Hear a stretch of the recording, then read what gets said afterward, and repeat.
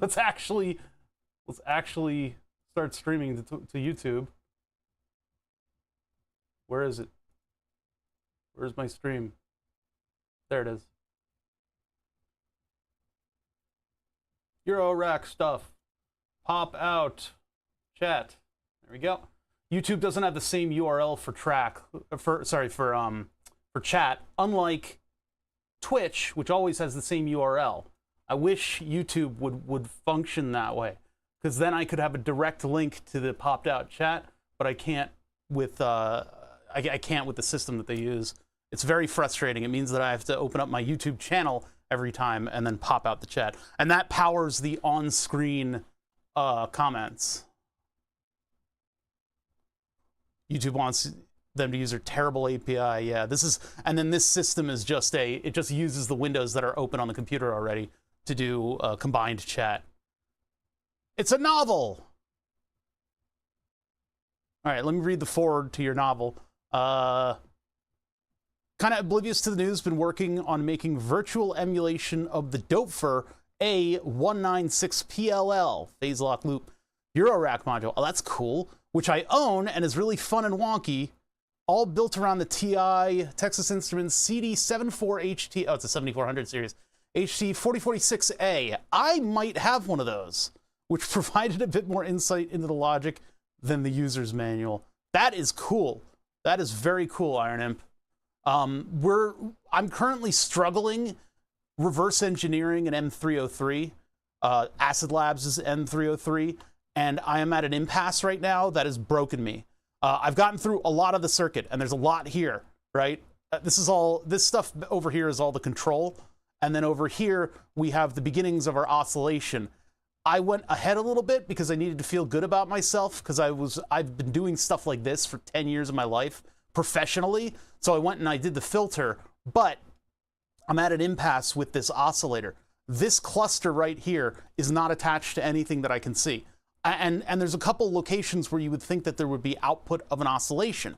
When it comes down to the actual physical circuit there, I highlighted all of the stuff that I've been working on with the oscillator.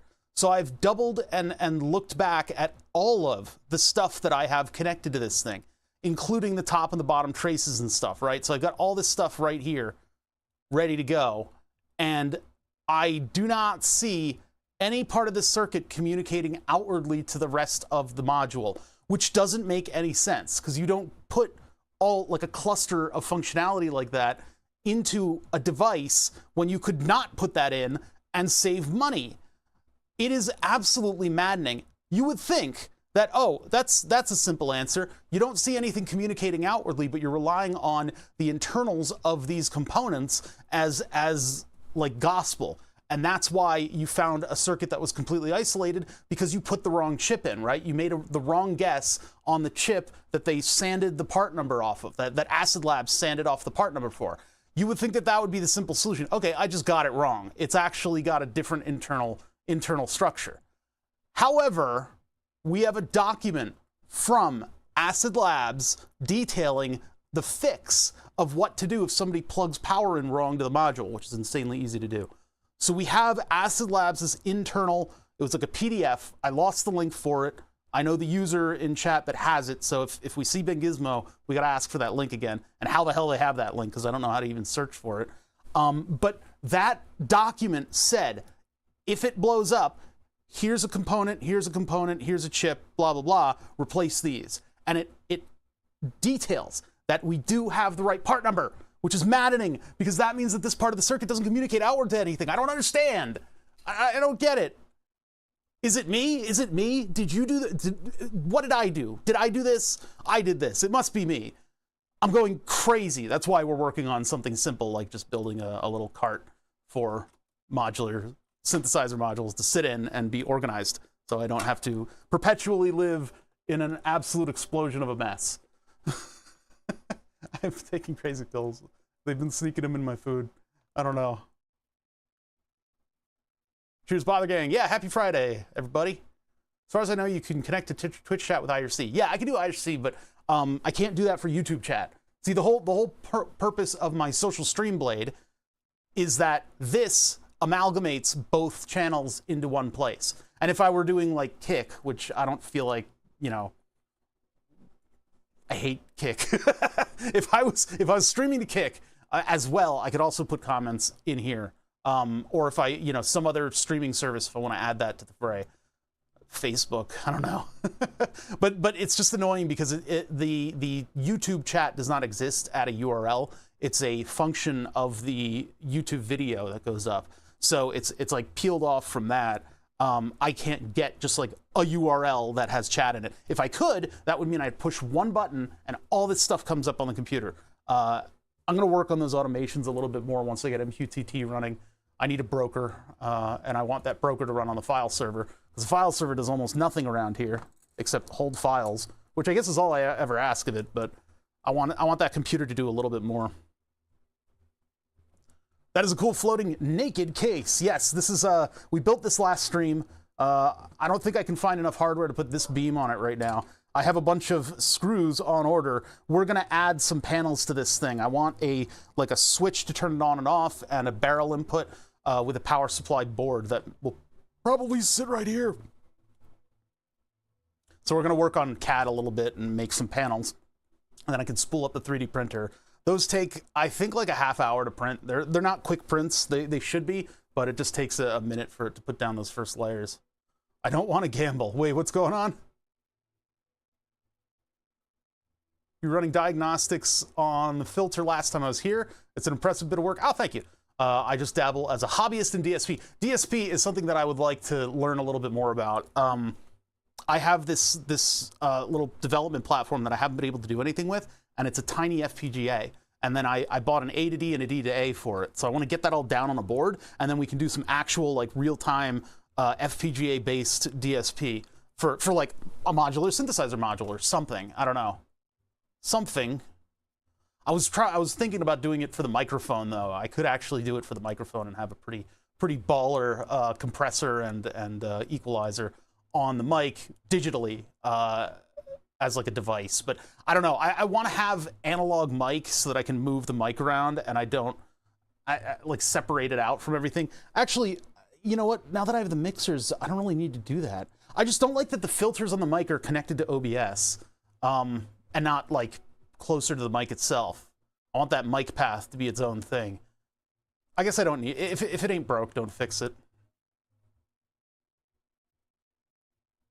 Ever since Bother moved to Kick, he stopped building circuits and is now just playing online casinos. Yeah, we're gonna gamble while doing that. Yeah,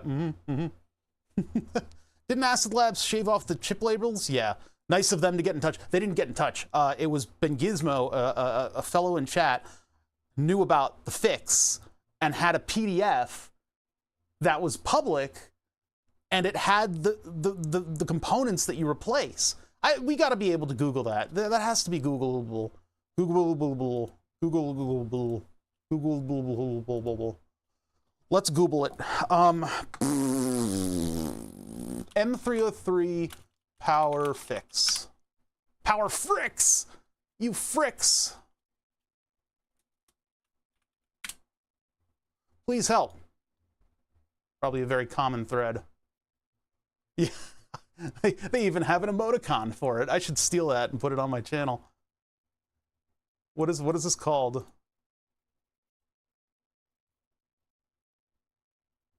Fried module, and then I can go to what's that plugin called? Not Chatterino. What is the emote thing that I use that I pay for? I pay money for this and I forgot what it, whatever, fuck it. Never mind. Emotional damage. Okay, let's see. Did the same with my Zox Heart 303, blah, blah, blah, blah, blah, blah, blah, blah, blah, blah. Thonk also has 303 voice. Also DIY, never heard of it. You learn something new every day. The DIY kit for what? For what, I ask? 303 VCO full DIY. See, the thing is, like, I could just build this now because I know what the VCO is, sort of. We got to get into it a little bit more to figure out what it is. Better TV, thank you.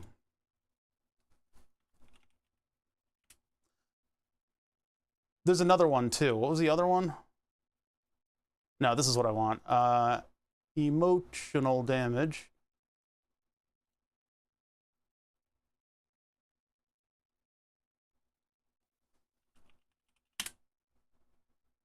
Nah.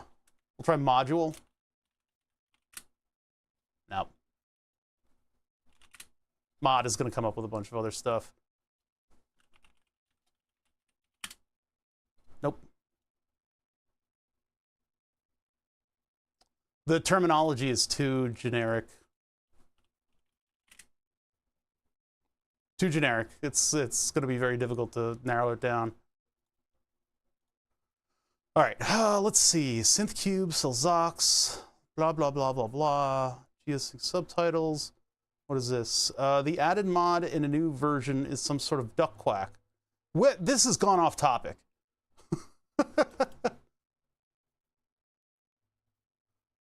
Did you reach out to Acid Lab? I was able to get a new M303 from about a year ago. I contacted it to wait until they had the parts. However, sure enough, I was able to get one. They might be able to fix it for you. The site's still up. No, that's not the case anymore, I think. Let's check. Oh, site's still up. Okay. I hope they're doing well. Order, manual, in Dutch, videos. I don't think they're going to have anything about the fix in the manual. I think we've been through the manual before.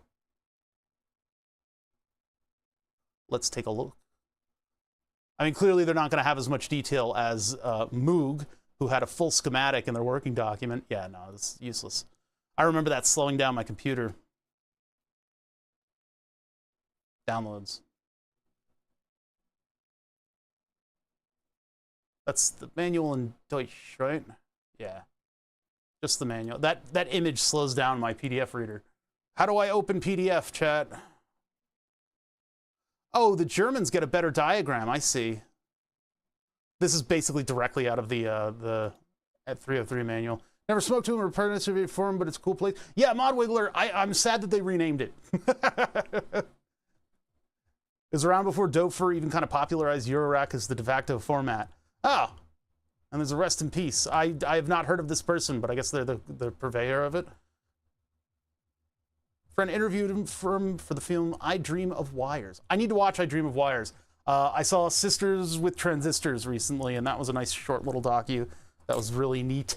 But I am not in on the modular synth scene. I'm coming in here from an outside perspective of somebody who does a lot of digital electronics and reverse engineered IEDs. I've had a storied career of electronics stuff, and I love that I'm able to just drop into this whole scene with like no knowledge of anything. It's just basically like, oh no, what is this? And so I ended up buying a part, and my buddy Julian, the one who's been getting me into modular stuff, was like, don't buy from that guy ever again. I'm like, what, huh? There's lore? Yeah, there's lore behind a lot of these different creators and stuff. They have storied pasts, and some of them have gone absolutely crazy, and yeah, declared the pandemic to not be real and all that stuff. So some of them are turbo assholes. Not a lot. Maybe just the one, but it's like, I can't believe that I could stumble that hard out of the gate with modular synthesizer stuff. So none of this stuff appears to be the specific PDF that we're looking for. It's probably one of these things that's hosted and not talked about. So what I need to do is find some, and it's probably somewhere in Mod Wiggler, somewhere in Muff Wiggler, I mean Mod Wiggler. There's probably a link to that. It's probably in the base of one single thread, where they're like, oh yeah, by the way, here's a document about this. Uns, uns, uns, uns. Das ist Technosex. Uns, uns, uns, uns. Repair advice. Oh my god, it's so small. Why is it so small? Who told you you could be this small? Simultaneously so tiny. What? This is like the wrong fucking interface. Let's do old Reddit. There we go.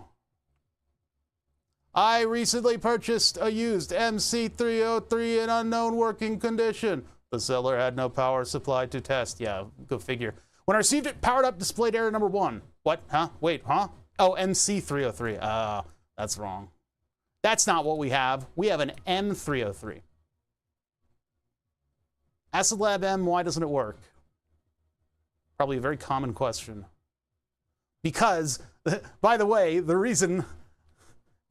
if you see your mom this weekend, would you be sure and tell her? All right, so the reason this thing blows up so much is because there are less than no instructions. Why is there stuff on this? What is that? There's like a booger on it. Where did that come from? Weird. Why are there boogers on my stuff? What's going on here? It's a piece of double-sided tape.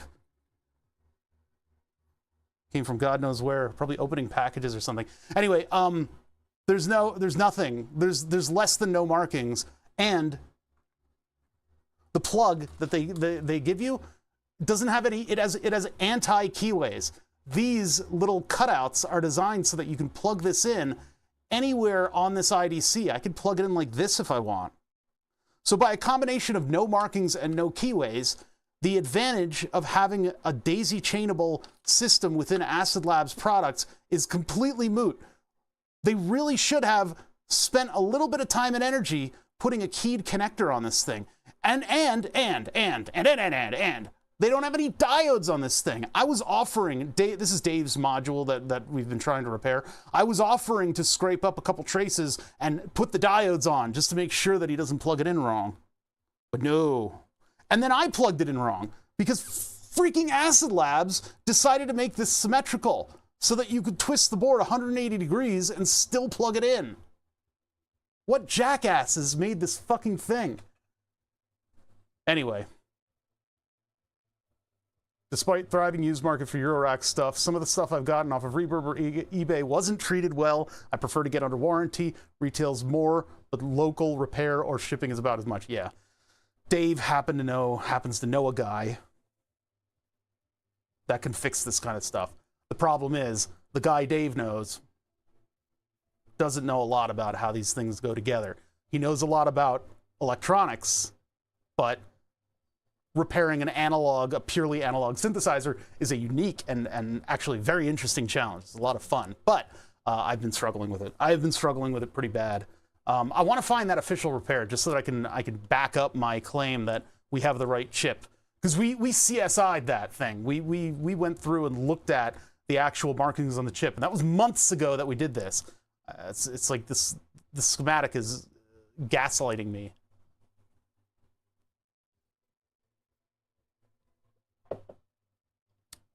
Acid Lab, Product Acid, Manual, English. No, I'm not looking for the English manual. We already know about that. We're looking for a repair manual. It's, I think it's hosted somewhere else. I could go back in the logs and see the last time Ben Gizmo spoke, and that link would be there. I don't know how far back the logs go.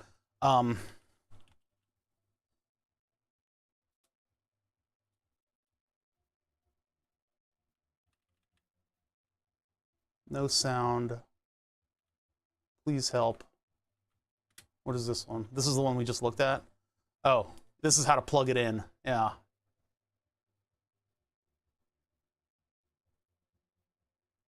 I could literally have desoldered that connector and soldered in a keyed connector on it for Dave.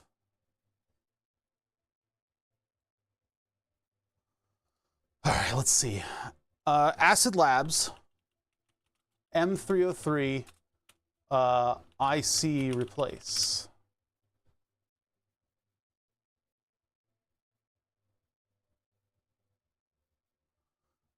M303 could help me out. Reddit, alternative M303. Okay, so let's try the Reddit one and let's stop it. Please don't. It's going to put my emails up there. I don't want to share those. I really hate Reddit's interface. I don't know how they thought that was a good idea. Use old or pay Reddit. There's one of the parts that is detailed in the PDF. Don't know about the value of the resistor you need. It's 22 ohms. This is a 22 ohm resistor. That one's a 4.7 M. Or 47 M? At 4.7. 4704, but this one is 220. And it has its own test point on it.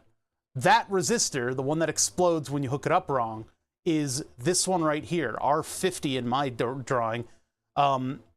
There's a test point right here. but it doesn't go anywhere. Why doesn't it go anywhere? Why is there no output? Am I crazy? I'm taking crazy pills. They're putting them in my food. The nurses here, they just keep giving me pills. Pills and pills and pills and pills. Google Drive?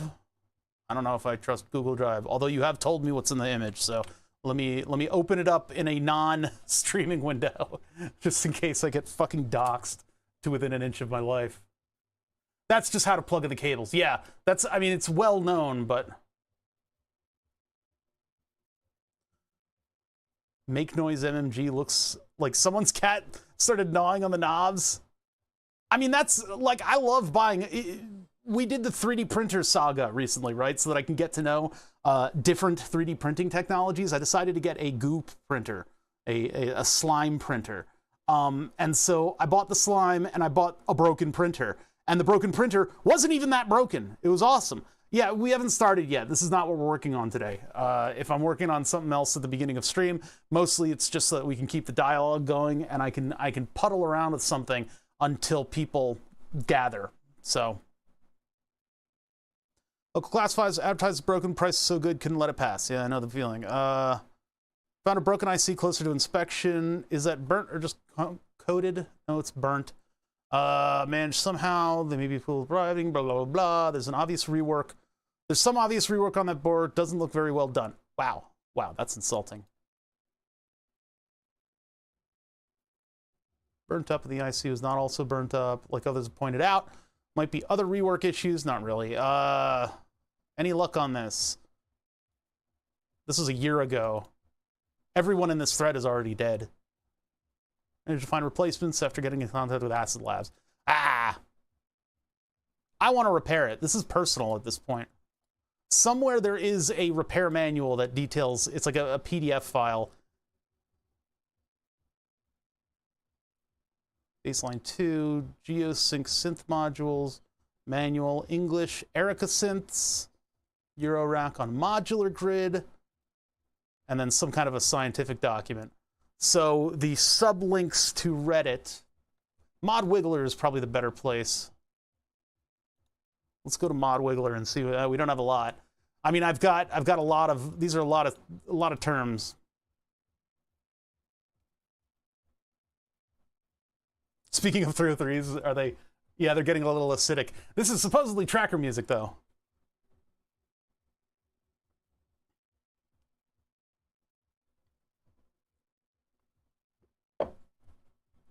Oh yeah, there it is in the background. I hear it now. Sometimes it's when somebody gets in a thread like this and you have all this knowledge of what is actually there. You're like, no, you're okay. These are good assumptions, but you're wrong because of the specific way this thing is. Always use box headers. Yeah, of course. So I don't think we're going to find it in this thread.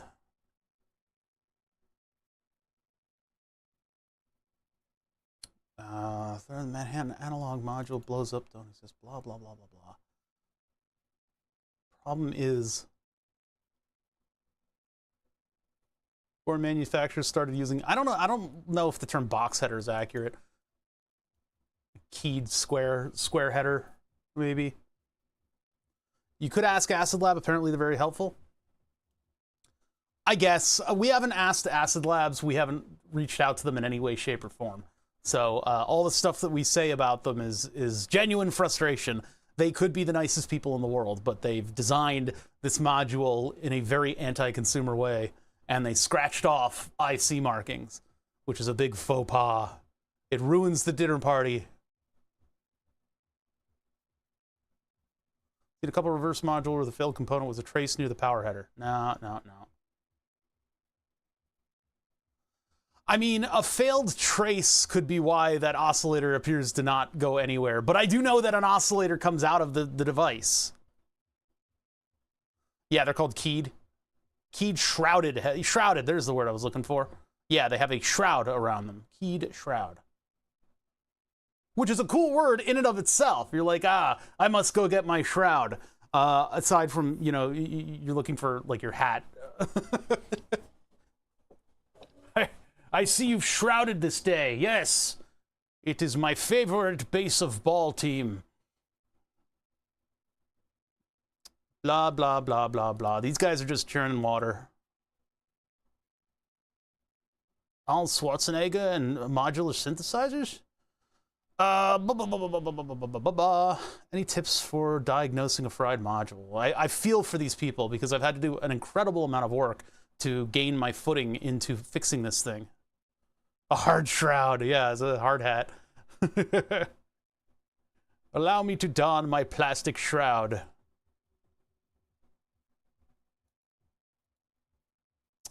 Dang it. Dang it, Bobby. How do I fix this module? Geosync synths module. Let's just do M303 chips. Are you guys eating potato chips?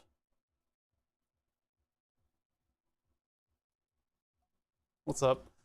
Maybe PDF. VCF mod.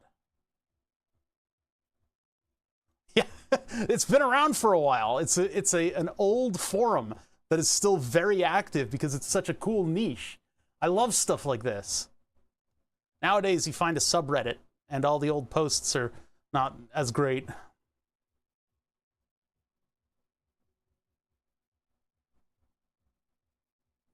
This is the manual. 303 module where you cannot CV control the filters beyond me. Well, I thought you can, man. Control, well, whatever. I never bothered to read the manual. Okay. It's AC coupled. The standalone unit appears to be built the same way. Even so, tend to patch envelope out into the VCF in. All right, so that's just how to use the thing. OS filter, Acid Lab Eurorack modules, Autobot modular sequencer. None of this stuff looks right. I think I'm just getting ass.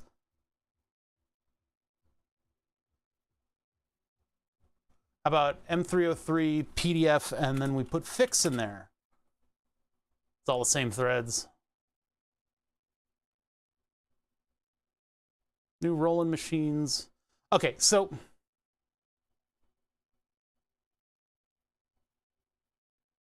ever been to a thread on that Australian site, Whirlpool or something, and it's so unorganized and like a zillion threads just spat out? I don't know what you're talking about, but I agree with you. Back pre-2010, a lot of companies are still using this forum as their official support line. That's kind of crazy. Yeah, it's all so disorganized, and I don't think I have a chance of finding that PDF. I don't know, you know, because somebody will come in, like if Ben Gizmo shows up, he'll be all smug about it, because like they happen to know the exact search term to find that PDF. I don't know how the hell they found that in the first place, because that was a wonderful resource in proving out to me that I have been doing everything in my power to fix this, and it's not getting fixed. What if, did I download it? Smart me would have downloaded it. TrueNAS, WinSCP, resin printer, APKs, got pump mount things. We have SPL something, something, something. Osram? What the fuck? What is this? What are you? Oh my god, we've got like RF stuff going on. What in the... What? It's an LED. All right, closes. I don't know why I have an LED PDF. Show yourself. Gear generator, hobby rocket, snapshots, Red Cat Racing Sumo RC. No. None of this is the right thing. From a long time ago, MC303.pdf. Yeah, it's just the manual again, isn't it?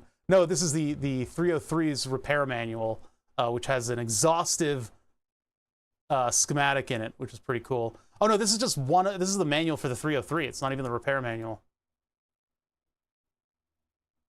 Little fuse. Flip. This is the part number reverse engineering that we did. So here is the scratched off part number, and then here's an overlay of the exact same part. We were getting to this conclusion, and then Short Lurker and a few other people in chat figured this out. I think Shorts just put it into a video, but finding the specific font was actually fairly difficult. I wasn't able to do it. But you can see, I mean, those letters are there. I'm not a crazy person. We have the right chip. Marbles, marbles, clouds, wave. Schematic, that's ornamentation and crime, the micro one. I didn't say the PDF, unless it's ooh. Ooh. Ooh. Ooh.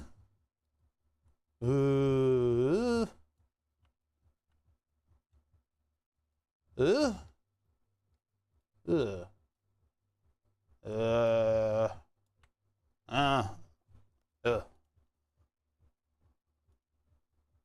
I don't know what the fuck that is. AMCAP. Now we're getting into mocap stuff. So this is before I was doing synthesizers. Man, my download folder sucks. I should really delete all this stuff. Oh my god. Let's pretend we never saw any of that. Close. Put on ISF. What's going on? Matrix Synth. Site feature detailed description of the M303's components and specifications, which might be useful if you're looking to understand its functionality better or need to perform repairs. What is that? Matrix Synth?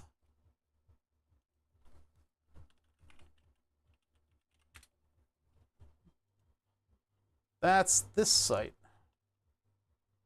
Yes, I've been to this site. So, somewhere in here,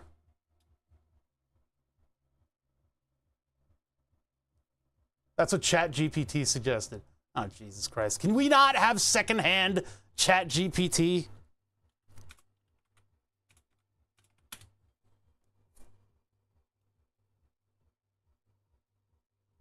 It's a news blog. Whoa, what was that? Wait a minute, what? Whoa, whoa, whoa, whoa, whoa.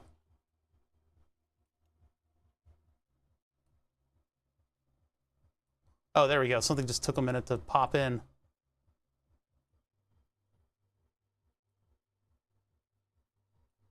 Synth sample drum. This is just a news aggregate, yeah. Just looking through all the stuff. Z-Blade using Stepper Acid, M303, and Rod 10 to add the acid lines that remix part of Zero's song. Acid 2 for the Roland TB303. Acid 1. Autobot 303. M303 featuring 4 milliseconds of pegging.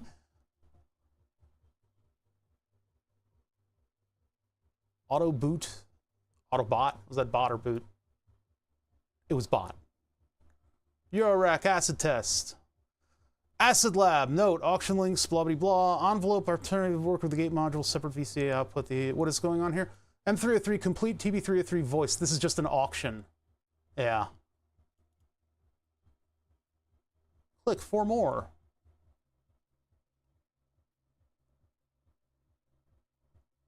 Analog module. I'm just looking through everything. I'm just looking through everything. Nothing crazy, just me trying the new configuration for my next gigs. Nothing. All right.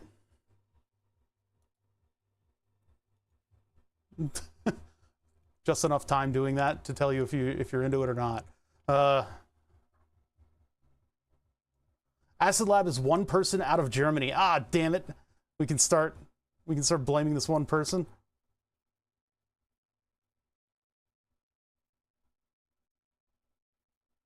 $314. What am I rocking right now? We are at $215. By the way, my glucose levels are public knowledge. There is a website that you can go, cgmdatabot.herokuapp.com. It took me 4 phone calls to get my doctor to be able to push that in to a browser window and have it actually come up. But yeah, my glucose levels are public. I ate a chicken sandwich. I put a hamburger bun around a piece of chicken. And this is the result. And I don't think I told it that I ate carbohydrates, but my mouth is dry. This will eventually come back down, though. It seems to be on its way. Hopefully my system can be aggressive enough. So What's this about what? Wish I bought that used Tip Top Smart Z oscillator. That was in the rack you scrolled past. Oh, really? I don't see these things. I don't know enough about this stuff. I'm trying to make a module that's going to help me, like a setup that's going to help me reverse engineer and work on modules, because we have my own oscillator, the one that I did a Hajiwo design with a Salin trigger key filter, Salin key filter. It's a, what is it, an RP2040, a Salin key filter, and then odds and ins and outs that I used mutable instrument circuits in order to create. So this is all stuff that I just have. And I was able to make a pretty good VCO. Julian had a couple notes for me that was like having more adjustability in this. And there's a lot of like weird stuff that I have to go through in the code for this to kind of clean it up. But it would be nice to have a place where this could just sit and I can work on it. And when I need to plug stuff in and out, I'll have, you know, somewhat of a solid stand there.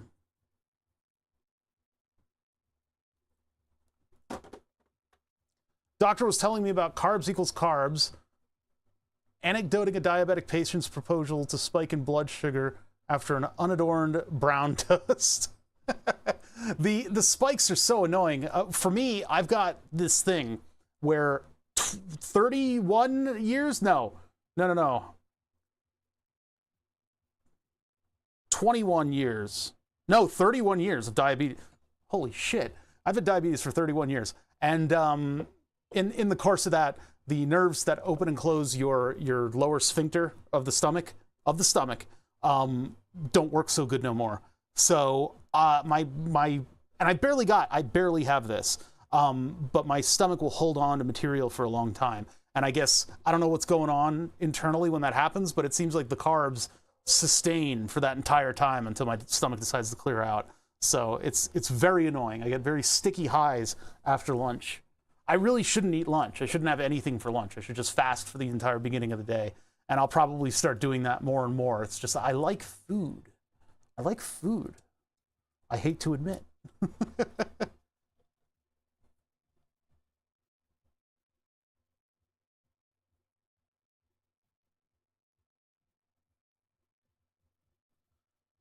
I don't deal with diabetes. You have my sympathies. I'm just recovering drunk, about 500 hours sober from the last round of DTs. Yeah, good stuff. Hey, Madam, how you doing? It's Dinsdale. Dinsdale Piranha. Using sarcasm. Onomatopoeia. I forget how exactly that sketch goes. It's a good one, though. So finding this information is impossible.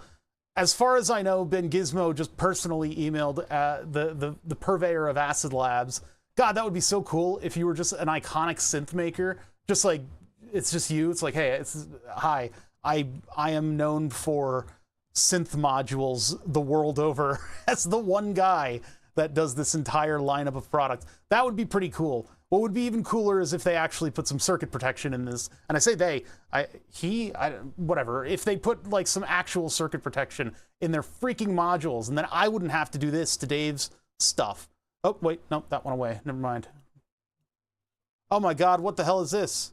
You're not supposed to see this, chat. You're not supposed to see that. So like this is like 4 frames, but we had to do some CSI work in order to figure out what the hell chip they were using. And I feel so gaslit by this fucking circuit. We can clearly see that the logo was there. Well, maybe not so much. The logo seems to come out of nowhere. But the 3046 text is there. It's right there, right? The red line is because I took a screenshot of OBS and shared that with chat. Phenethylamine? What the hell is that? Weight loss, basically legal amphetamines. Oh, geez, you gotta watch out for that stuff. It's working great, gives me energy and no appetite. I'm super surprised how far sugar-free cake mixes have come. Doing like 50-50 Splenda and sugar also helps with that kind of stuff. It's a short-term solution. Yeah, I hope you're monitoring your blood pressure or something. That sounds crazy. I could certainly use some kind of a silver bullet for weight loss. I don't think I can take Ozempic and that stuff. I don't the Smegalitudes or whatever they are, the Smeg supplements. My doctor was fairly against me taking any of them. I take Jardiance right now, though, which is a sugar blocker, and somehow that hasn't lowered my weight at all. Yeah, others that mess with your gut. What those do is they keep your stomach from draining as quickly, which is the opposite of the problem that I have. So you would think then that I would have a very low weight indeed. I need to track to see whether or not overall, like over the course of months, if I'm losing weight, because I'm not binge eating as much, I should say. I don't know what counts as a binge eat these days, but something's got to give. Something will lose weight eventually. My big problem with losing weight is that I don't build muscle. I don't have enough testosterone to significantly build muscle. When I was on supplemental testosterone, I built a ton of muscle. I was waking up early. I had energy, all that good stuff, right? I'm on T replacement too. That's right, Joseph. I think I remember you mentioning that. Yeah, it's weird how common this condition is, but like I'm borderline low T. I'm not manly enough. Meh. I can't become a manosphere streamer. Thank goodness. I can't become a manosphere streamer and have all kinds of dog shit political views. You can be rest assured. My T was at 100, about the level of a 4-year-old boy. It's at 700 now. Because of my high red blood cell count, I can't take T. And I've been trying for years, actually, as it is now, to get that red blood cell count down. And part of getting it down is that I have a little bit of a condition where I make too much iron in my blood, so I need to actually do bloodletting. Ain't medical science grand? It's crazy, right?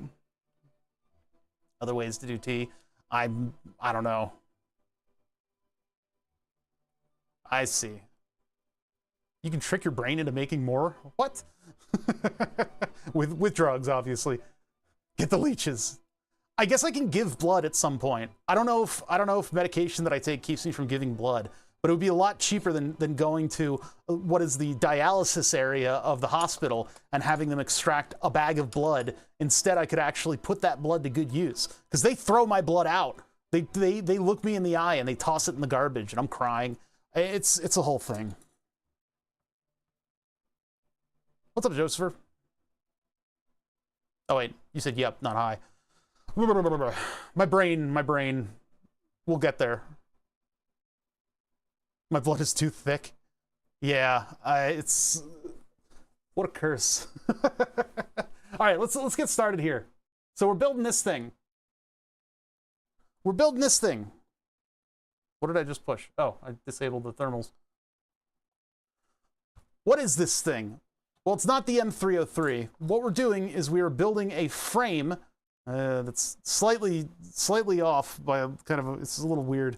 It's a little mismatch here in the lengths. Oh well, we're building a frame that I can use in order to test modules out, so that I don't have to hook things up to my power supply, and so I don't have a loose module rattling around on this desk. This M303 has been living on the desktop surface, and that's not where it belongs.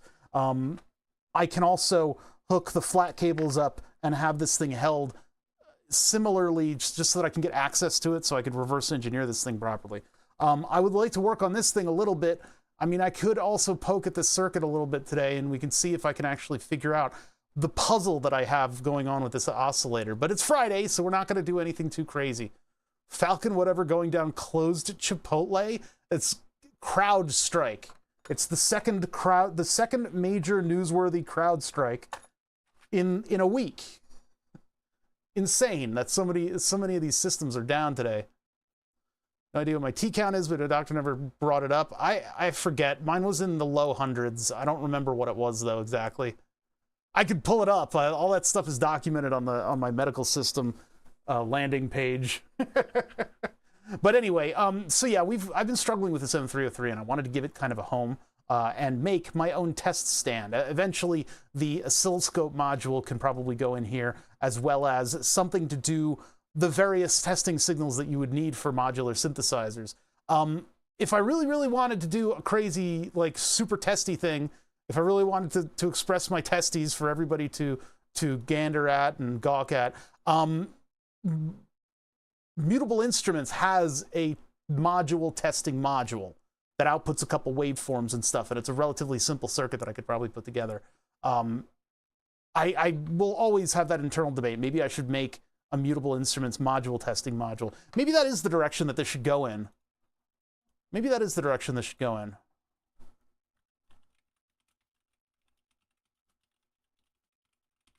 And I did save all of the information about it somewhere. I don't know exactly where. But we could potentially build this thing and make it into a module. We could do this module sized. We're better than Mutable Instruments. We can do this in a better way. We're smarter and better and faster. No, we're not. No, we're not. We're not at all. Maybe I should do that though, because this is not that difficult of a build. There's a precompiled hex file too. I don't know about the microcontroller. Maybe we can use our own. It would be better for me if we use our own. Because they're using, they don't say. Oh, they're using an Atmega. So actually we could probably sub in like a Teensy 4 and have a pretty brutally efficient module testing module. This even has MIDI. Yeah, the Emily's GitHub is actually kind of amazing. Is it, how do you say that? Emilia? I think it's Emilia. Emilia. I don't know how to say stuff. Let's see. We got buttons. We got ins and outs. I mean, if somebody already did all the work to make a modular, thing, testy thing, then maybe we should just take advantage of that. Now, these actually on the GitHub, we can probably get the schematic file too, because that's where I got the Thonky Kong jack from. Emily, just spelled in, okay. So it's just Emily. I've never heard it spoken, so I don't know. This cannot be that difficult to do. I have LCDs, and actually, if I'm going to be using a screen, I'm going to be using my special screen. Let's get my special screen over here. Let's find it. If we can breadboard this first, we can see what it's like. We can just have the tip of the circuit, only to see how it feels, and if we're okay with that. So let's find my LCDs.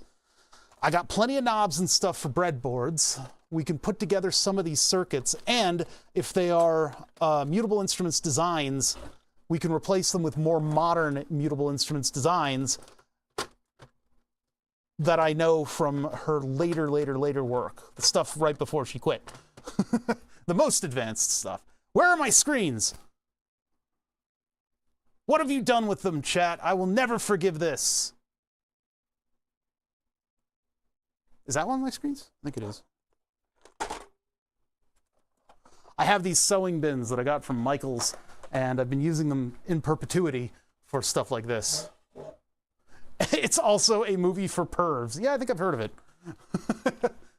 As a pervert myself, yes, I believe I've heard of this movie. Celebrated, respected pervert, oh bother. This is creating 5 volts as well as positive negative 12, huh? From an input of something like 15. Now, I have the ability to put together an entire circuit that does this. The voltage regulators from Pololu are really good. I have spares, but I also have modules that create plus minus 12 volts just from their own thing. So probably end up using the plus minus 12 volt modules. That'll create some nice clean power for the rest of our stuff, and have a couple, like, whatever it is, a couple of the plugs for testing. Is 5 volts only going into... No, it looks like 5 volts is probably used for the Atmega, which we're going to be using 3 volts. So all of our inputs are going to vary a little bit from this schematic. This is an old one. This is from 2012, back when everything was 5 volts. Nowadays, things are mostly 3 volts. That's not really true, but it depends on the era of electronics that you're dealing with. We will have a Teensy 4. The Teensy 4... Teensy, do I have that UO typer activated? Teensy 4.0. Let's see what our voltage compatibility is here. Teensy 4.0, specifications, Ethernet, what? Oh, do we have a 4.1 or a 4.0? How do I tell? Well, let's just look up in relation to the 4.0. Blah, blah, blah, blah. Analog inputs 18, serial ports 8, flash memory. This thing is so over-spec'd for what we're doing, but it's good. It's good to have something over-spec. Lucky to get one of the limited runs of mutable blades. That's cool, before she shuttered the business. I'm so sad about the shuttering, but I'm delighted that all of that information has been shared. Oh, the 4.1 is 40 pins. That's okay, so it's one of those big bruiser ones. Yeah, so I'm delighted that all that information is online. I'm actually kind of mad at Paul Stoffrigan for not doing USB 3 on this thing. I might opt to do an RP2040 instead of this. But then again, I'm looking at a 4.0 right now. It's in my microcontrollers bin. Blades is a really nice link to dual SVF. What? No clue. No clue. 1, 2, 3. Subbed for 20 months. No clue. Thank you so much. I really appreciate you guys subbing to me. That's very nice of you to do. Analog SVF that interpolates between serial, parallel, and independent inputs, as well as outputs. I don't know what any of that means, man. I don't know nothing. I don't know what an SVF is. I have this stuff, maybe a little bit of this stuff. Oh, we're not on the right thing. Hold on. We need a slightly different view. Burn the subs. What is that? This is all my stuff. There's a little bit more to this. There's some more modules that are floating around the shop, but this is what I've been trying to get running. And there's a lot of mutables on this thing. And 3D printed front panels as well. I need better panels and labeling though. That's one project that I would like to get to soon. Is I bought a printer. I bought an ink tank printer. And apparently with ink tank printers, you can put in an ultraviolet ink, and then instead of it feeding a piece of paper, you need it to feed a linear axis. So you put stepper motors on that, obviously. That's like the easiest thing to do. But then you have to switch a bunch of stuff to fool the printer into thinking that it's feeding a page. So there's various connections and stuff. We got to get in there and reverse engineer that so that we can make it think it's feeding a page, and then I can feed a flatbed at that speed. That'll enable me to get carbon fiber panels, put them down on this printer, and have it print full color labels that hopefully won't fall off. They might fall off, but hopefully they won't. That's a big project though. So is this. This is a module testing module that we're looking at the schematic for. I've only opened up the schematic. I'm not looking at anything else, but this is a mutable instruments design, which we are very familiar with here. So what I can do, potentially, we could make a circuit board that does this. It would probably be good to throw the code into a local microcontroller and see what we can glean from these circuits. But these are mutable instruments circuit structures, so I kind of know my way around them. This is just simply distributing a signal and getting it into various analogs inside of the module. It's when the rubber meets the road. It's the signals that go into the micro I want to take a look at here. Those are the parts of the circuit that I would change. State variable filter. 2-pole, 12 dB per octave topology. 2-pole, 12 dB per octave topology can be very resonant without losing bass. It's that the old thing about filtering and keeping bass. I had heard that diode ladder circuits were good at that, and then Julian is like, no. It's like, no, any filters kill bass. I'm like, but I thought that's literally what they said when they were talking about the diode ladder filter, that it does that. But yeah, so an SVF is another way to try to achieve this filtering without destroying bass. Gives you an independent low pass, band pass, and high pass depending on where you tap out of the circuit. Oh, that's neat. Where do we tap out? So, all right, I'm looking at this PDF for some reason is real clunky. I think maybe it's because I have 1,000 tabs open. But what I'm looking for is stuff going into the micro. How are we achieving stuff going into the micro? 74HC595. I vaguely know about that. Please get out of here. I hate you so much, AI. Burning fervent passion for your destruction. Shift register with 3 outputs. Okay, why are we shift registering? What are we shifting? Oh, we're shifting LEDs. Okay, that may not be so necessary. I may put like a port expander on that. But then we've got to get that out of the code for the micro, so. MIDI input, this is a very common way to do MIDI inputs. You have a diode across the leads, and then you have an opto-isolator so that you don't blow up anything and nobody blows you up. And then that goes out to everybody else, and there's a 220 ohm resistor on that. That's for input. Outputs, of course, you're going to be treating a little bit differently. I think I have a MIDI input. No, that's for a different protocol. Never mind. 2 serial clock to input to output to enable, encoder A, B, clock, pitch detector, clock out, gate in, MIDI in. This is taking digital ins. There's no analog audio in. So mostly this thing is producing signals, which I guess is its purpose as a tester, as a module tester. That would be its purpose. So our output circuits are going to vary depending on voltages. Since this thing is 5 volts, we have 62, 150, 100K 33, that's 1/3, 47 to 1M, 100 to 33. And that goes into the microcontroller. So our 100s to 33s are going to be slightly different. Like if I open up a mutable schematic, mutable...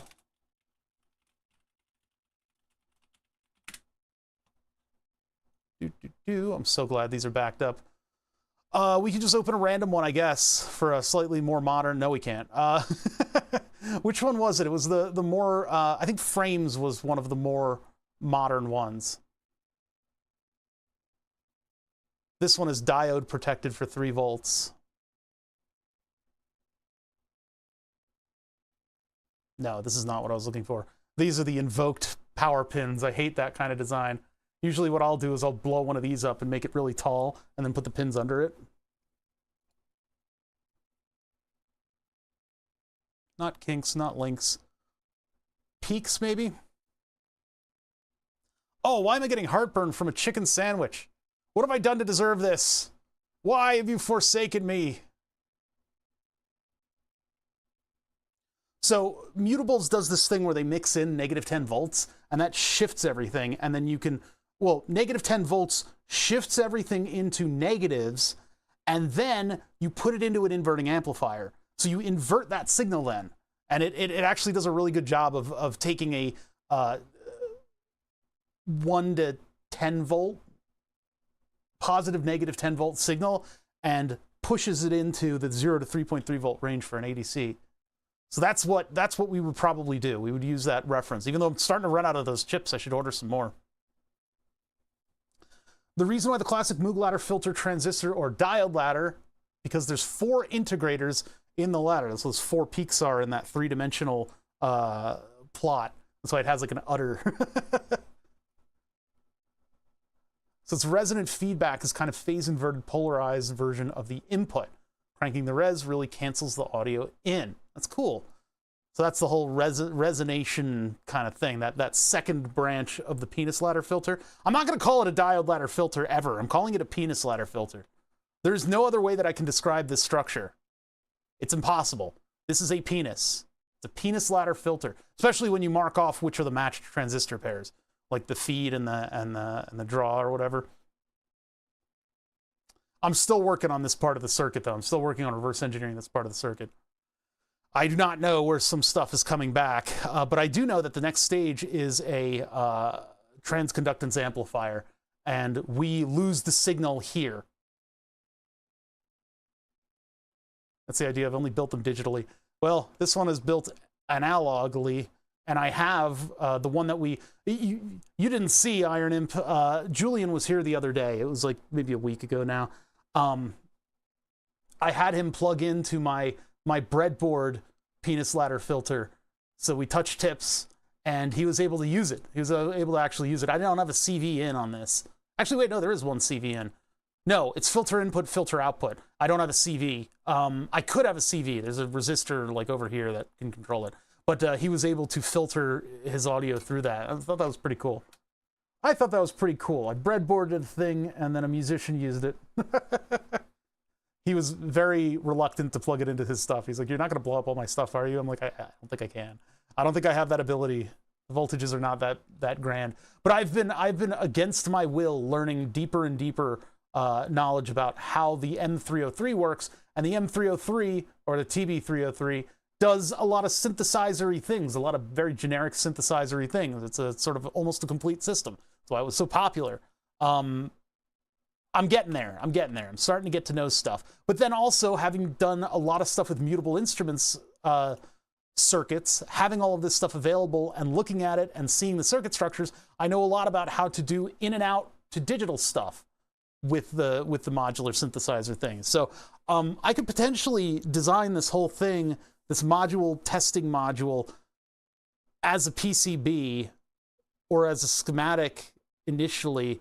Maybe we should put together the schematic, and I don't think I'll make a PCB. I can solder something together.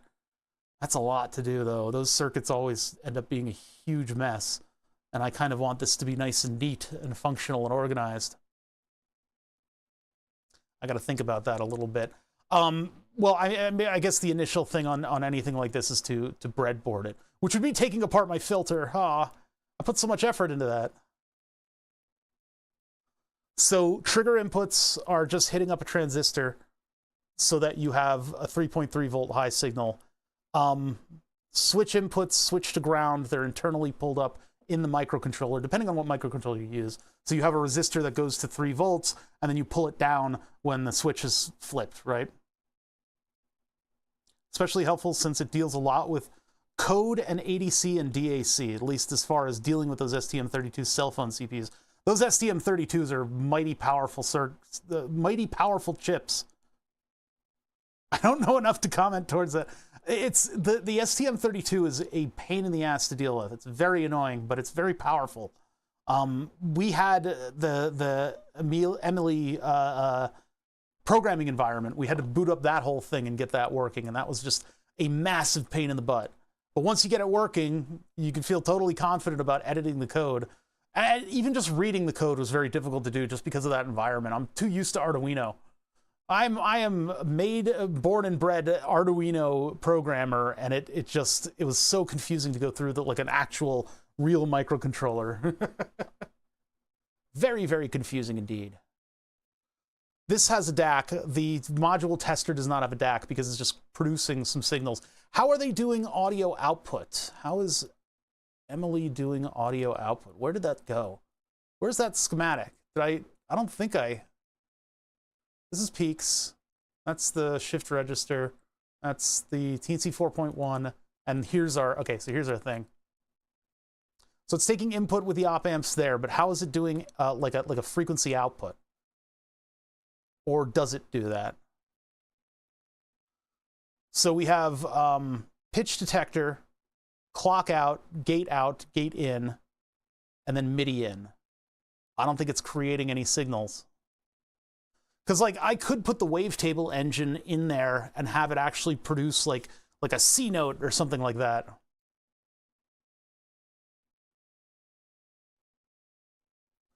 But maybe that's not useful.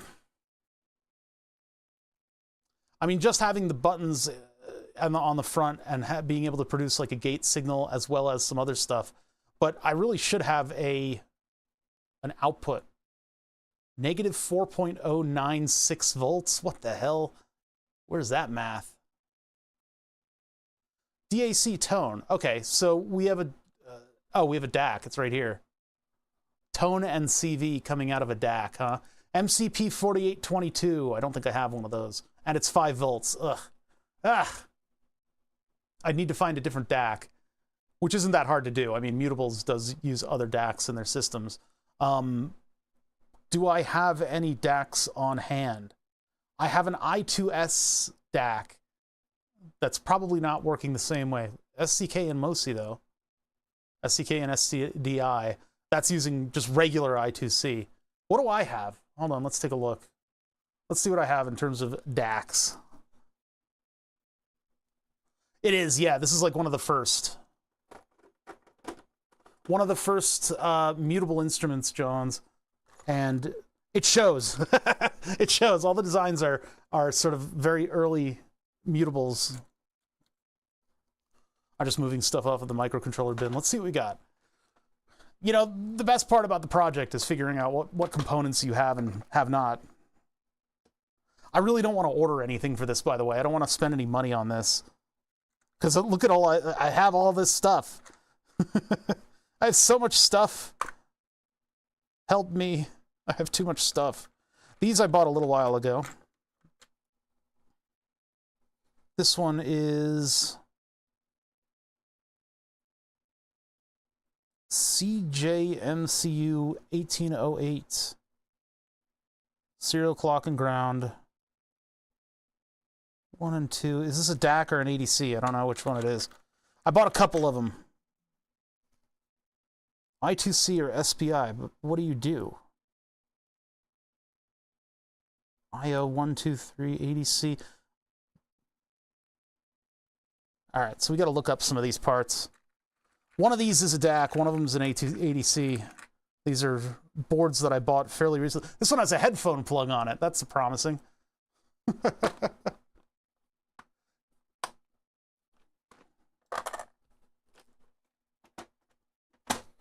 What do we got?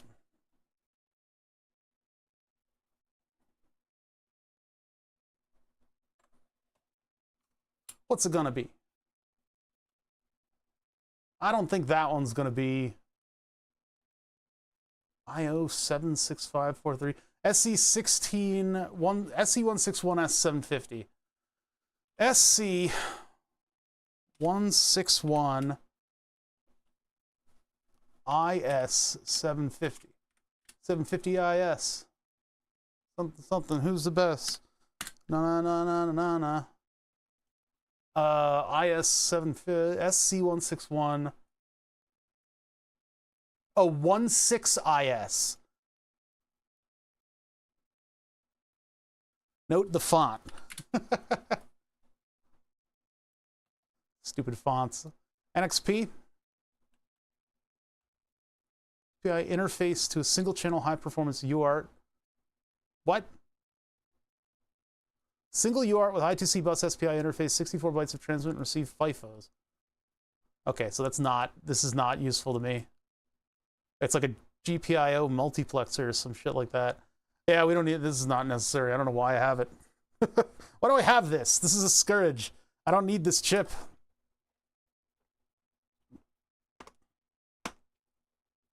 Yeah, it's a good one to do early on, isn't it? To build a module, testing module. I would have saved myself a whole lot of aggravation if I had built this a lot earlier in the process here. Oh man, I have major heartburn right now. I don't know what's causing it. Well, I mean the chicken sandwich. It had mayo on it. Who am I kidding? I'm almost made up entirely of mayo at this point. It's all I eat. Just mayo.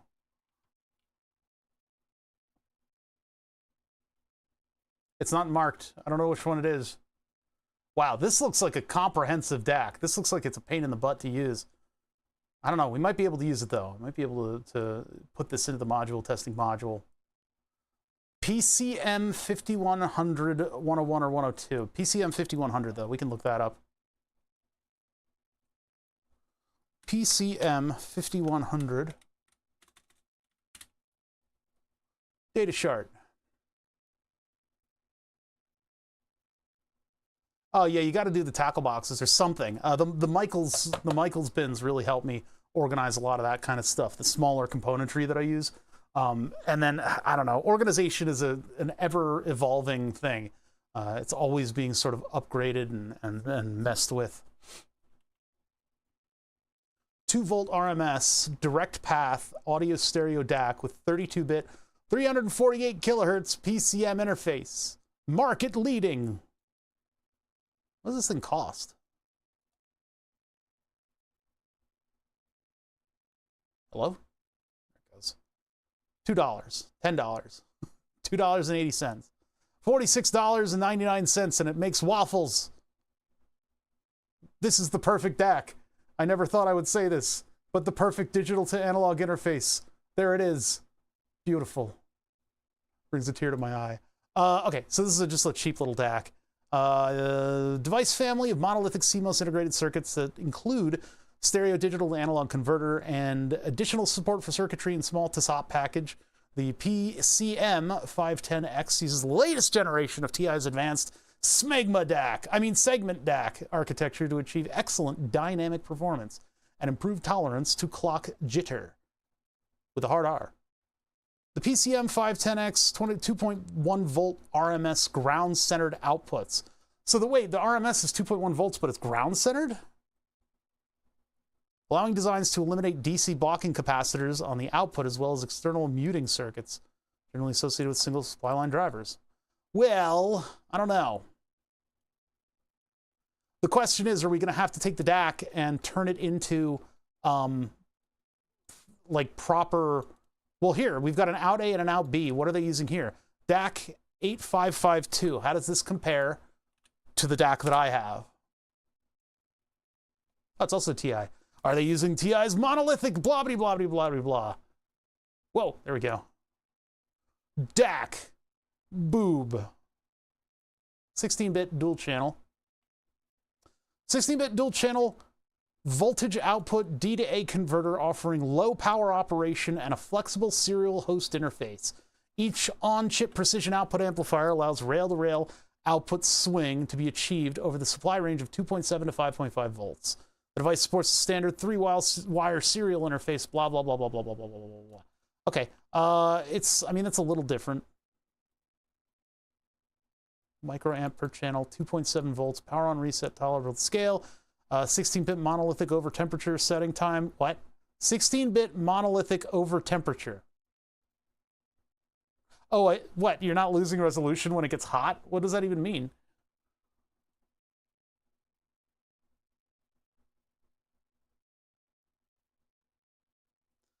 Bunch of features that we don't really care about.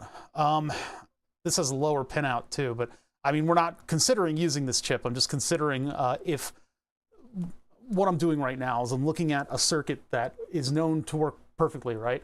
We know that the mutable instrument circuits are, like, bar none, some of the better ones out there. What I'm looking at is to see if I can take this DAC, the one that I just put down on the table, and output it into op amps that will boost up that signal to modular synthesizer levels. And I think I can. Code-wise, I don't know what I'm going to do. Code-wise, I think there will be a little bit of a struggle, which is why this will start on the breadboard. This will start on the breadboard and move out from there, and we'll do some physical like circuit testing to see if the outputs can be reined. The inputs are easy enough to do, because with the code, all it's doing is taking a number, 0 to 1024, 0 to whatever resolution it is. That number exists in the code as the same number. We have to make sure that our inputs go to a different voltage level so it doesn't blow up the different microcontroller. That's it. So that's a very easy hurdle to get over. What's up, Gamer Pinot? Gamer Pinot Noir. Yeah, okay, so, I mean, I don't know much about nothing, but the output from this thing looks like it's 0 to whatever the voltage rail is. What about ours? Our output, PCM, our interface is different too, but no DC blocking capacitors required. Well, that changes when we put our own op amp in there. Negative charge pump. I've been called worse. Pop-free control. Oh, so we're not allowed to play pop over this thing. How does it know? Anti-muting system. Oh, intelligent muting system. Integrated high-performance audio PLL. No mention about the output range. This thing is stereo. Digital in, I2S, audio interface, blah, blah, blah, blah, blah. 16, 24, and 32-bit audio data, PCM formats. PCM data formats, I2C, left justified. What? They're what? Automatic power save, 3.3 volt failsafe, LVD, what the? Single supply operation, 3 analog to 3.3 volt digital, and integrated power on reset. Nothing says about, like, what's the, it says 2.1 volts RMS. So this does not go all the way to the rail. Yeah, it says 2.1 volt RMS. So considering that, I mean, this has out A and out B. In our case, that would be tone and CV, I believe. And then A and B go into these circuits here. 39K, 39K, unity feedback. So we're still in 3.3 volt range. That's why the OPAs are used here. Opa! And then we have 39 and 249. So that would be the ratio to get this thing up to whatever CV level it is. I think I can practically just take this circuit and apply it to this DAC. I'll have to find, I think I have OPA 2171s, and I definitely have, oh no, this is a OPA 2171. There's a bunch of them here. I thought you'd use TL074s, but I guess OPAs are probably better for sound. TL074s are better for CVs, is what I'm understanding of these circuits lately. And then OPA 2171 is going to be down here, and that just gets, yeah, plus minus 12 volts. Okay, so we're immediately putting it into a plus minus 12 volt op amp. We're not using like a 5 volt or 3.3 volt op amp. What mutable instruments, what Emily does with the mutable instrument circuits is take the inputs and put them into an op amp that only takes 3.3 volts. So that if you get into saturation, it can't then blow up whatever's next to it. So these circuits we're going to need a couple of, and then we'll plug them into this DAC, and then we do software, like a lot of software. I'll put this thing is, I don't know what this one is. This might be an ADC. Hence all the giant capacitors on it.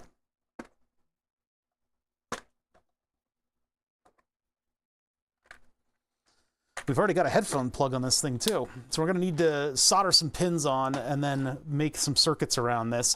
I probably will need more room than this, but we could just start on this breadboard and see whether or not we can actually function properly on it. And then I need a Teensy 4 or any old microcontroller that I see fit. I need to go buy more RP2040s. I thought I did. I thought I bought a bunch of these things, but apparently not. Didn't I buy a wait a minute. Hold on, I gotta check Amazon. Wait a sec, one sec. Amazon, there. I gotta search my orders. Oh my god, that's a lot of screws. RP2040? No? Maybe seed? Oh, you know what? I was going to order more.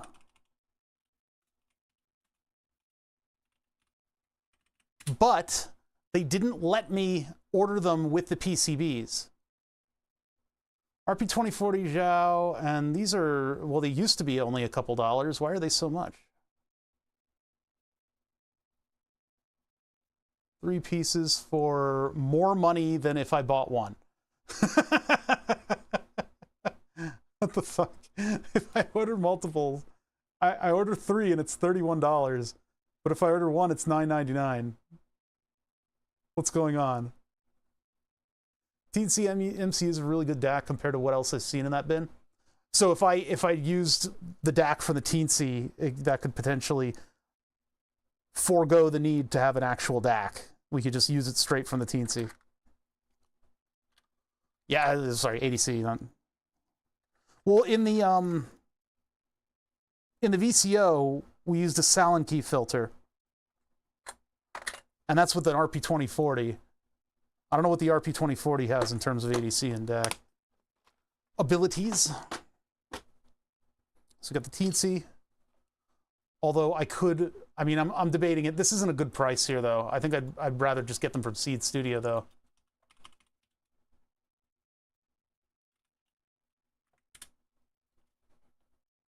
Oh, let's see here.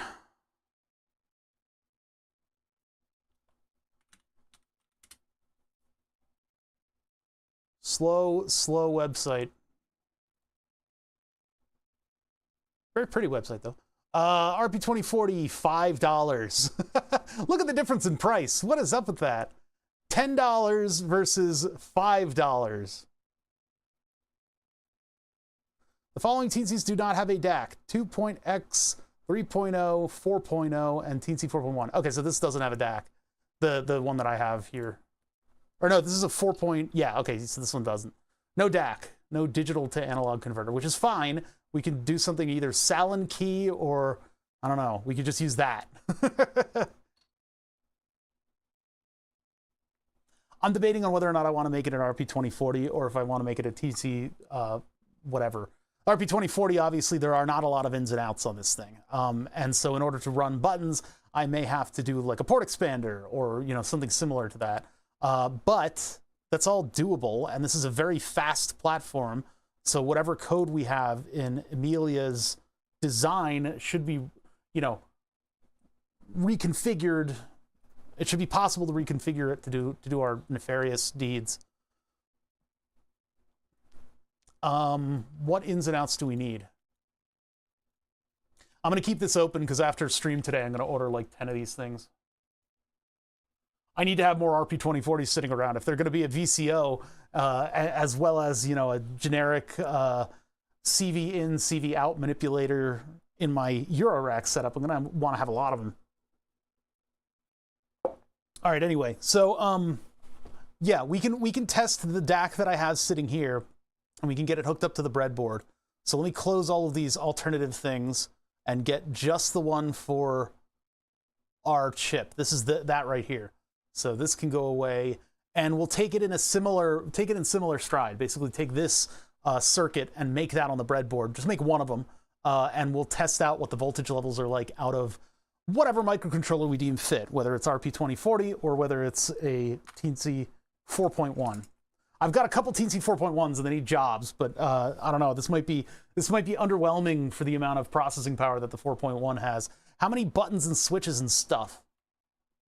This is the wrong thing. This is a different circuit, but we want this part of that circuit. It looks like whatever module this is, Peaks. Peaks seems to have a lot of nice in and outs in it. It seems to have everything that you would want. Kind of neat.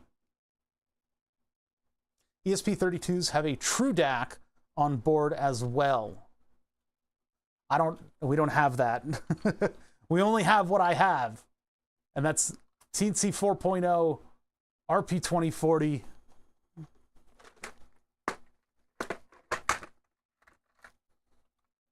Pro Mini.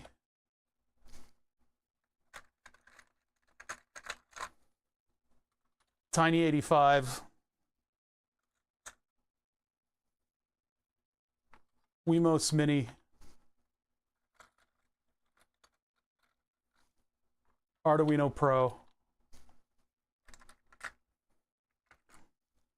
Some kind of yo-yo board.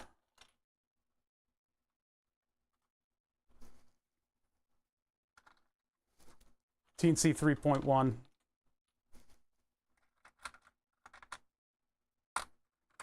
Or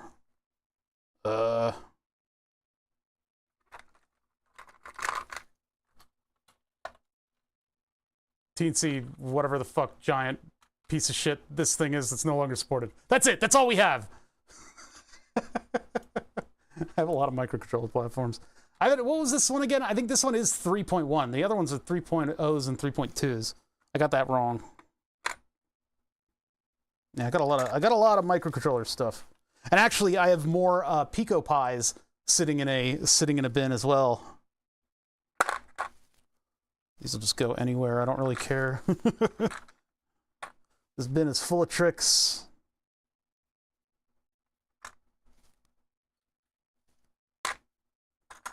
Any more RP24? No, there's some ESP8266s. Those ESPs I really want to be able to interface with using Node-RED, which I can do. We can eventually get that working where the ESP8266 can get spooled up and do Node-RED stuff. In addition to that, I can also do Tasmotizing things too.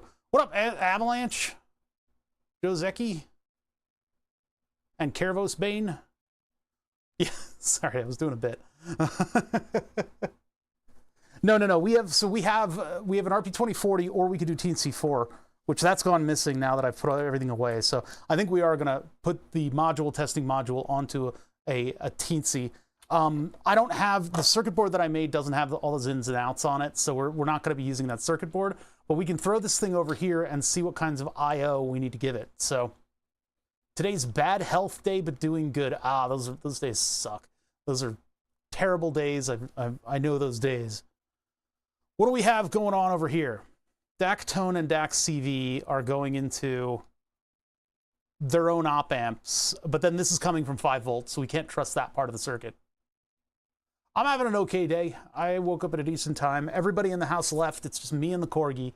She is asleep upstairs. She was so tired, she didn't even, like, usually when I come downstairs in the morning, she will be at the front door and I'll like, I'm gonna get you. And then she'll get up and run into the other room. She didn't do that today. So either my dog is a little bit under the weather or she's just tired. She decided to just stay on her side and sleep for a little while. So I took her for a quick walk so that she could pee, and now she is at her vigil. She's sitting at the front door guarding the house from evil delivery people. So it's just me and the dog, so we can put her all into streaming and I can yell. So I've been yelling. That's why I'm having a good day, because I can yell. Do I really need MIDI in? I guess so, if I really want to test something with MIDI. The one reliable female that I have. Okay. That's some incel phrasing shit that I see. Hate wife. Boomer humor. LCD module, I've got one, and I would love to use the VFD LCDs that I have. I was talking about this earlier. I went and found all of my LCDs. Yeah, it's a nice chill day. It's actually really nice out today, though. If it was blisteringly hot, it would be more of a good stay inside and do electronic stuff day. This testing module is going to be big. If I'm going to use these LCDs on it, it's going to be very big. I'm going to have a very big... Maybe I'll use this, because we don't need 4 lines, because it's not an oscilloscope. Having this and an oscilloscope module sitting in this frame would probably be pretty good. But this screen takes up so much space. And it doesn't fit this way. Ah, yeah, that's going to be a thing, huh? Well, I guess I have plenty of room to make the circuit then. That's going to be huge. How much current do these things use? Are these going to be out of spec in terms of Nortake, Itron? I love these things, these Noritake. I call it Nortake because I'm American, but Noritake, Itron.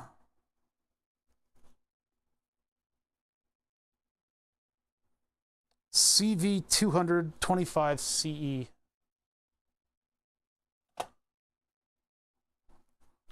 Noritake. Noritake. Is it C? It's CU. CU200. VFD, so vacuum fluorescent. 25EC.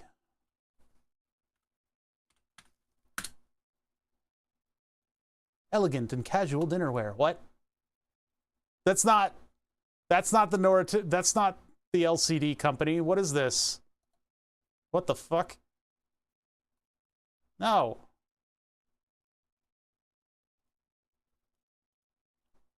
Twelve piece dinner set. CU 200-25 ECPB -W1J. There it is. These are going to be like $500.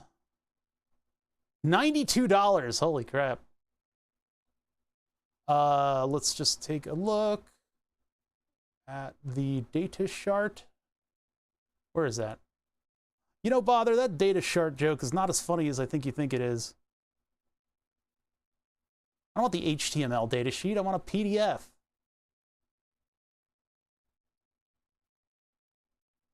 Huh. All right, fine. HTML-based data sheet. Yeah, these look amazing. These are very nice. I've gotten close to using one lately, but not that close. Well, I can't zoom in because it's an HTML PDF. This sucks.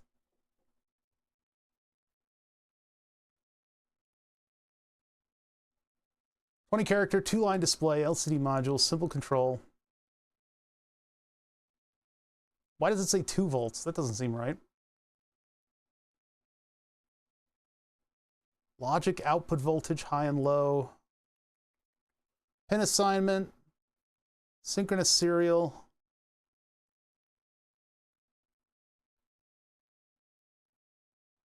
Logic input.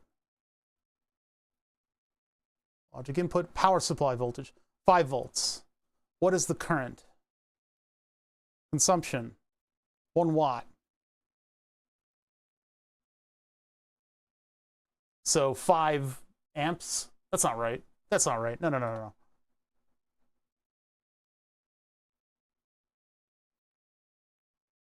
Be like, what's it, like 500 milliamps? That's a lot. That's a lot to ask for. 1 watt is a lot to ask for from modular synthesizer stuff, but it is my testing module. It's mine, my own. So maybe it should be fancy. I think I have a 3D model. Yeah, I do. I have a 3D model of these things from Burn the Subs. So we got the 3D model, and so I can get that and build a panel out of it and figure out how much I/O we're going to have on the panel. And then we'll have a nice big space behind it for all the ins and all the what's-its, all the stuff in the circuit. If we're using an RP2040, I'm going to need more pinout than that. I could use a PicoPi. That'll have plenty of I/O, but then I have to have a whole PicoPi on the thing. Don't I have a PicoPi up here? I thought I had one over here. I think we maybe used it for something and it went away. PicoPi, I don't remember. Oh God, there's so much mess everywhere. Everywhere is such a big mess around here. Ooh, vacuum tubes. That needs something soft in there. I need to put a piece of paper in that bin because they rattle around. Those vacuum tubes are going to get damaged. Okay, let me just think for a second here. I mean, if I do like a port expander, I've got a bin full of port expanders. Those are surface mount devices, but I could use that. It'll potentially... What the hell was that? It's like playing the drums. Today on the drums is that thing that I just dropped. All right, what's in this one? Are there picos in here? No. I got hose clamps in here. Anybody need hose clamps?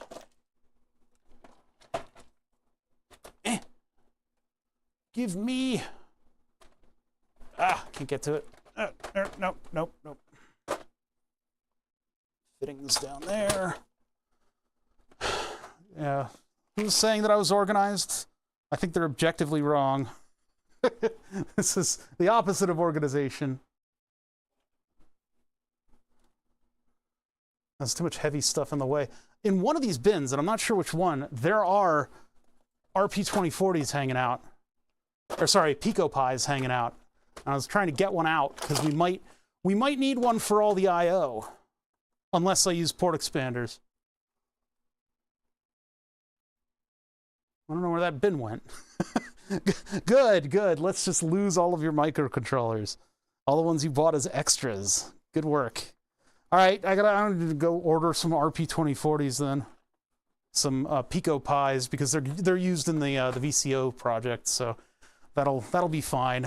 We're not going to do 4 lines of LCD because we don't have space for it, but the 2-line LCD should work pretty nicely in this, and it'll take up a large portion of this thing.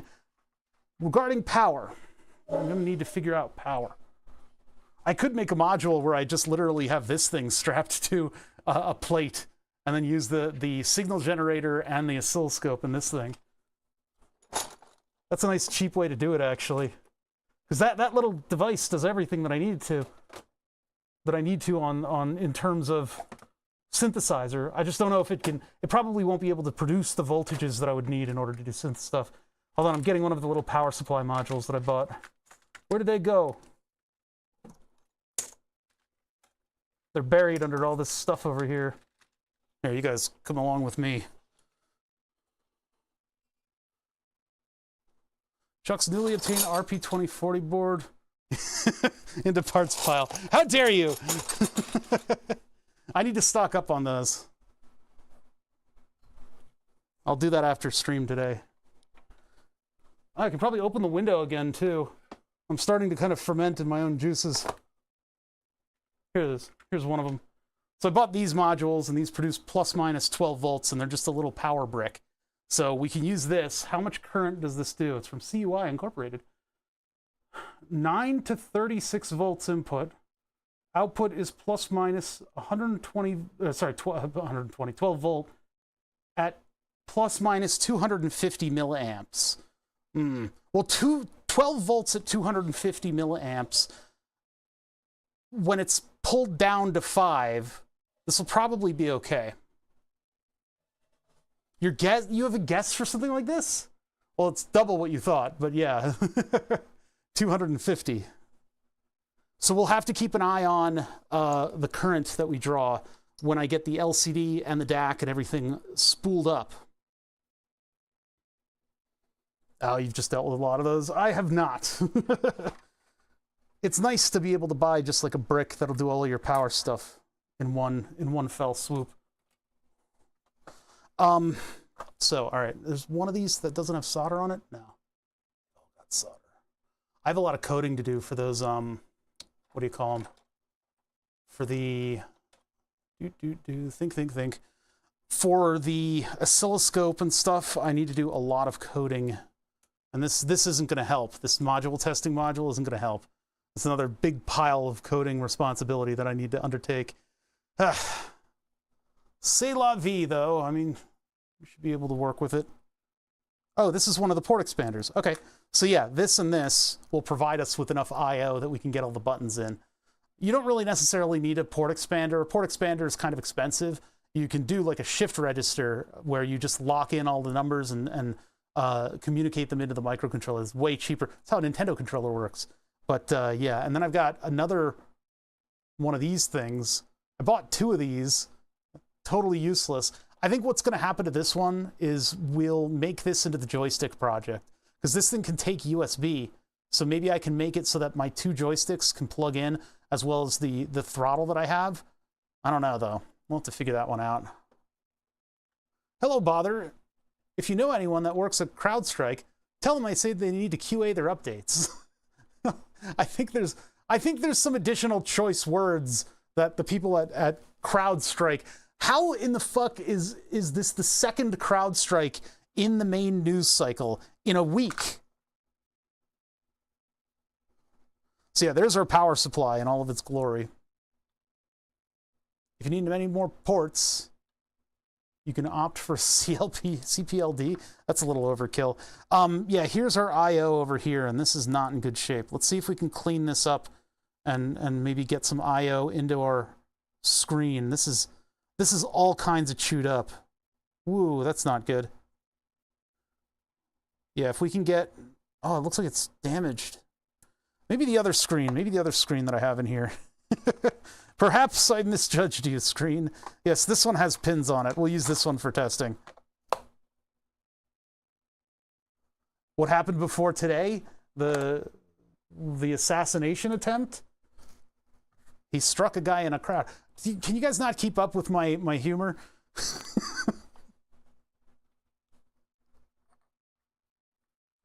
All right. So, where's our I/O on this A to D?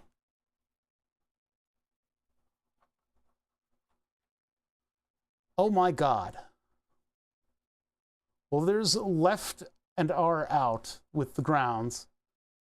And then we've got 0 clock, BCK, D in, lurk, clock, ground, and V in. So if I put a header here, and then we can run wires, I guess, out of these. Yeah, it was early morning for you guys, technically yesterday for us. It's crazy, though, all the systems that have gone down.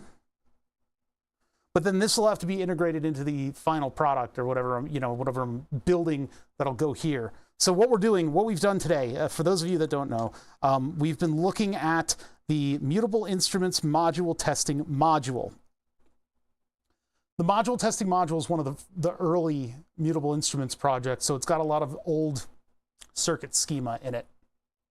What we're looking at is, what stuff do I have? I have an RP2040. I have a digital to analog converter. I have a port expander. I have a plus minus 12 volt power supply, and I have loose boards, as well as a really nice VFD display. So if we can put the display onto a panel, it's going to take up a lot of room on this stack. But I guess that's just it's what it's.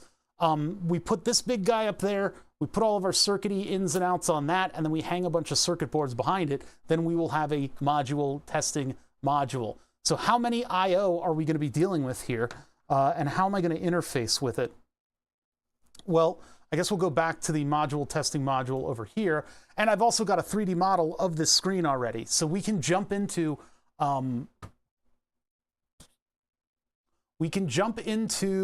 Fusion 360, and I can make a front panel, and we can solder that together, and then I can drop that to the breadboard, at least at first, and we can get the rest of it working. I'm not going to jump directly into making a PCB, even though that temptation is there. We're pretty sure that this isn't going to overdo our power supply. It might be drawing quite a bit. I don't think it's going to be drawing a watt. I mean, it says, you know, at 5 volts, this draws 1 watt. So from 12 volts, how many watts is it? I don't want to do dimensional analysis right now, but I think it'll be okay. I don't want to sit here and belittle you guys with dimensional analysis. How's it going? I was going to mention Gonad earlier because I was looking at all the microcontrollers that I have, and this one was slated to become my joystick, the Omni joystick for all of the shop needs. Not the force feedback steering wheel, but that got me thinking of Gonad's setup, where he's got everything connected, but he's flipping analog signals in order to go back between different controllers. But in this case, I would get everything in here analogly or whatever. I would read these with the analog pins and then switch to them according to whatever the microcontroller wants to listen to. I'd always take those signals in, so I wouldn't have to scale anything, and I could calibrate them individually. But this was going to be, because it has USB capabilities, I was going to try to make this thing read from the Thrustmaster via USB. I was going to plug in USB to this and have this integrate with it without having to like pull the circuit boards out and redo all that stuff. Never got around to it though. There's a bunch of projects like that I have on the back burner that I haven't done.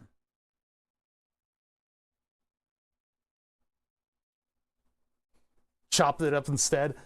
I mean, I chopped one of them up, and the other ones, I wanted to, because everything is there. I don't want to mess with anything. I don't need to alter anything in it. The one that's chopped up, of course, gets the thumb up and down so that you can do full 6-axis. With the pedals, my pedals don't like let me do an additional thing. It's only one axis. So I've got 1, 2, 3, 4, and then 5, and then 6 would be a thumb up and down on the throttle stick. That would give me full 6 axes, and I'm a weirdo. I do the right stick is for pointing at stuff, and the left stick is for moving around. That's how I handle that. And then pedals twist, much unlike an airplane. Pedals twist instead of yaw.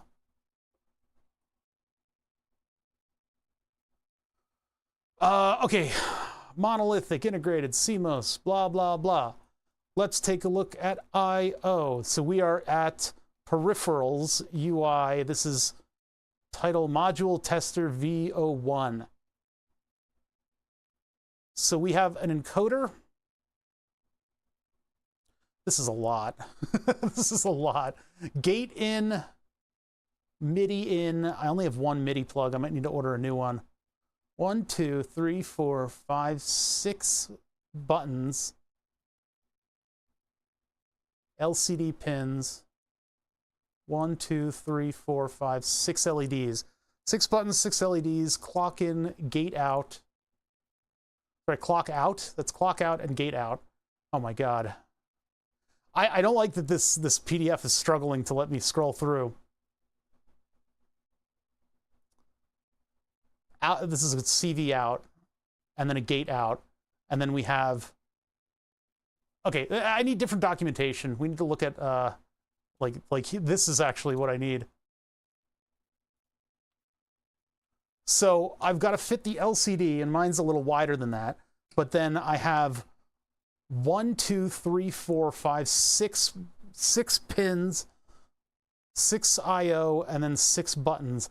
I'm gonna feel a lot better when I design the front panel for this. Let's go into CAD. Let's go into CAD and let's start building the front panel. We can just go, aside from my reverse engineering efforts, which have, by the way, really, really confused me because I've traced this entire part of the circuit, and there's a test point on the junction of this 22 ohm resistor, because it's very low ohms, 22 ohm resistor and 1K and transistor chip. There's a test point right here, but there's no other connections. And I've been over it about 5 times trying to look for any external connection. I'm missing something. Something is like bridged. Some pins of this thing are bridged and I'm unaware of it. That's the only reconciliation that I could possibly have with this thing. Just straight up not connecting, because it goes to 12 volts here. This is a 12 volt line that comes in from behind the chip. And then here it goes to the 22 ohm resistor, and there's a test point. There's nothing else connected on the underside of the test point. And then this leads back to the rest of that circuit. And the more I look at it, the more I see that there's nothing else connected. I think I need to probe in on these pins. Maybe these two are connected right there or something. Like the external parts of the circuit, this transistor is not used. They're just using that pin as a routing for that line. This one is the dual one that's doing the wibbling. There's got to be something I missed under here, under this part of the circuit. There's got to be. Maybe these two are bridged. That would make sense. But then if those two are bridged, why would you do this? Yeah, okay, I don't know. All right, anyway, I'm just very frustrated with this circuit right now. But let's start something new. So we're going in and we're making our module testing module. So I'm going to go to mod synth projects, obviously, and I'm going to do a new folder, and we'll do mod test mod. The modest mod, it's the modestest mod of all. We need a front panel for this, and when I do a front panel, I start with a generic front panel that I built. So where did I put those? PSU's panel templates. 4U, 6U, 10U, doesn't matter. I'm going to duplicate this. So I'm going to copy that floppy. I'm going to put it into mod test mod in mod synth projects. Why do I not see? There they are. Okay, great piece of software. Mod test mod. Mod test mod. Copy. Okay, so now we have a copy of that. And we'll open it up over here. Where is that? Mod synth mod. I'm already losing it. I'm losing my marbles. Mod test mod. Open up the 10U panel. And we'll blow it up to many more than 10 U's. Actually, before I do that, I should bring in the screen, which I have in a different project. So I'm going to go into, where is it? Burn the subs 3. And we've basically got the same panel. So I'm going to copy that.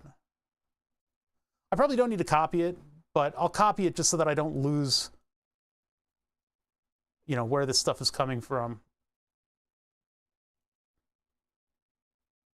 So mod tester module, copy it in.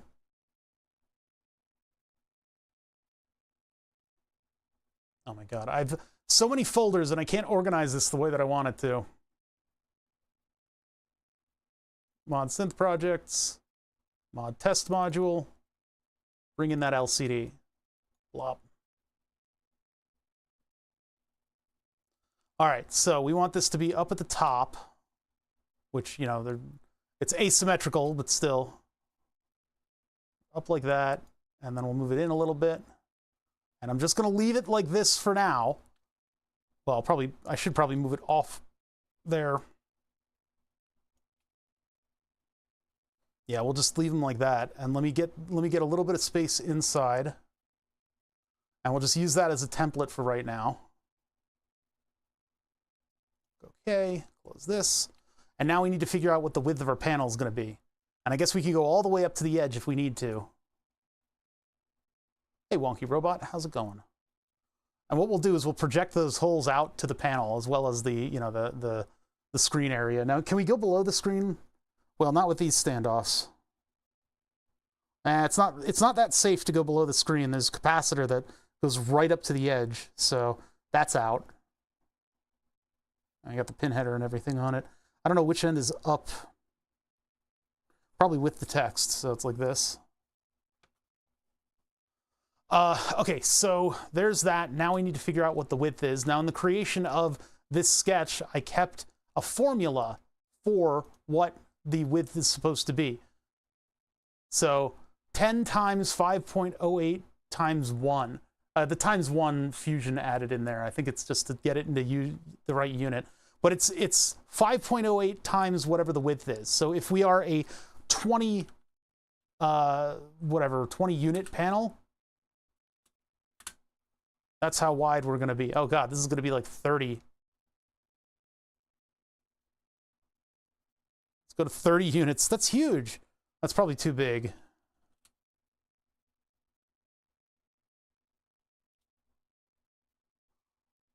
It's going to be like 25 units. Are things in Streaming Lab? Oh, we're doing fine. We don't use any CrowdStrike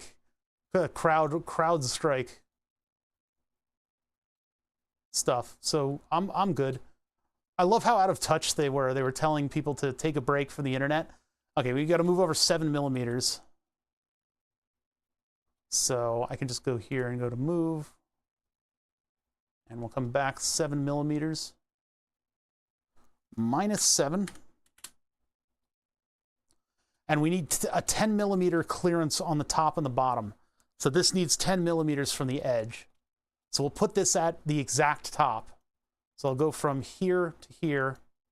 And that's 10.786. That was a whoopsie. Yeah. Is that so? Like, there's going to be, for a long time, there's going to be machines that people don't know are not doing anything.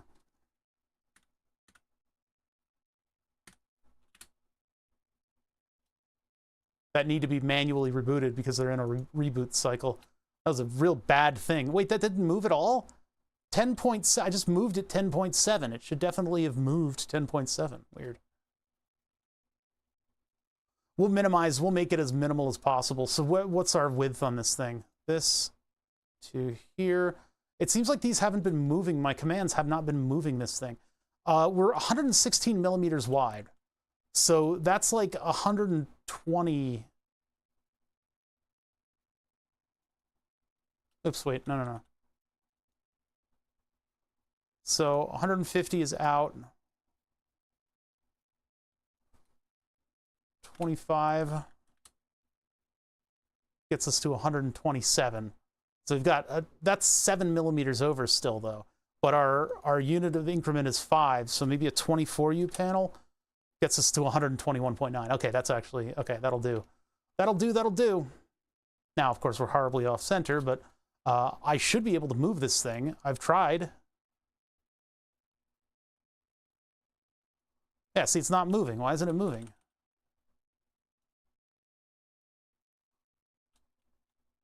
Let's see, do I have a lockdown up here? No, I don't. What's going on? This is weird. Maybe I need to go back into this step and move it. Oh, why is it locked?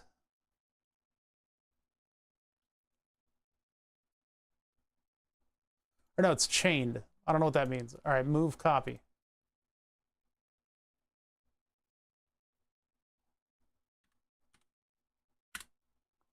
It's not movable. What the heck?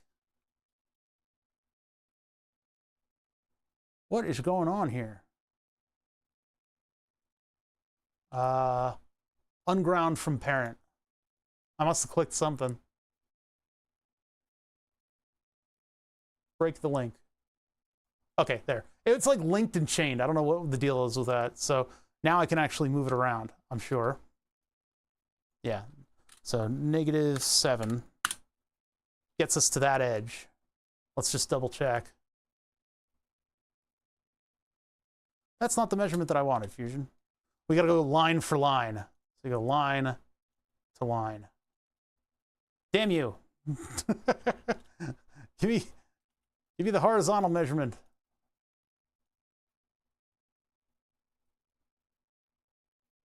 I guess they're exactly even is why it's struggling to give me this measurement.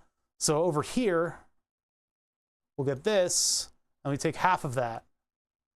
So, of course, it's not a normal measurement. It's 5.92. So 5.92 over 2. I'll just put that directly in. So move copy this way. 5.92 over 2. There we go. We need to make sure that this is 10 millimeter. 10.7, I guess, is acceptable. It's kind of a weird, it's a weird fractional number, but it's okay. That's close enough to the top, and that 0.7 of a millimeter makes it less annoying to plug in. So now I need to give this panel the features that it's going to have, all of the holes that we'll put in it. And those can be projected directly from this board. So what I can do is just extrude. Oh, some components have changed. Yeah, capture the position. This is weird. Why is there a whole design tree? Why is it including that? That's so weird. That's so weird. It's taking something from the other file and doing weird stuff about it. Now, can I actually project this? I don't think I can. I can't project this unless I have a sketch. I can project probably the front face, but we might as well just make a sketch for the panel itself. So I'm going to take this and make that our first of possibly many sketches. Need to be able to see the sketches in there. Do this. We create a sketch. Create sketch. Oh, we need to do a capture position step before the sketch. Weird. Weird stuff. Okay, so from there, I need to project in this stuff. So let's get the body out of the way. And then I need to get the elements of this. Oh, I love how you unview something and it's still completely in your way. This is not how this software should work. What are you people doing? This is ridiculous. Unviewing the thing should get it out of the way. That's actually, this is the outer limits of the sketch profile because we made that profile into the sketch. So I'm partially default for this. Oops, no, don't do that. Go back into the sketch. We're sketching still? Yeah. So I need to P for project. I need to P. And I don't want to get that inner edge, otherwise I would just select the face. How much clearance do you think I need for this? I kind of want it to be a tight, like as tight around the screen as I can get it. But I don't want to, I want to display the screen. I don't necessarily need to open up the entire viewing area. I could actually just take that inner viewing area and extrude it forward. Maybe we should do that. Not backseating, I promise. You can do a split body and choose the flat plate. Then for the cutting plane, choose the face of the shaft. Yeah, I guess I could do that. No, this is fine. Doing sketches for all the individual stuff means that I'll have a basis point to jump into and move things around if I need it. So, your suggestion does not fall upon deaf ears. So, P for project. Double click that. Double click that. Double click it. Okay. So I need to select them individually. What a pain in the butt. I need to use the 3D stuff so that I can view under the actual sketch plane so that I can project the proper thing. Very annoying. And then this, and this. Yep. And this, and this. And click OK. Okay, so there's the sketch with the stuff that I want to blow away. Finish that. We'll do all the controls in its own thing. So if I hit E for extrude, I can just that, and that. And then we got to bring the body back in so that the software knows what it's splitting. Cool, yeah, that's exactly what I wanted you to do. That's pretty much it. You got it. You got it right there. Boink. There you go. Don't need the sketch. Oh, it cut it out of the... Wait a minute.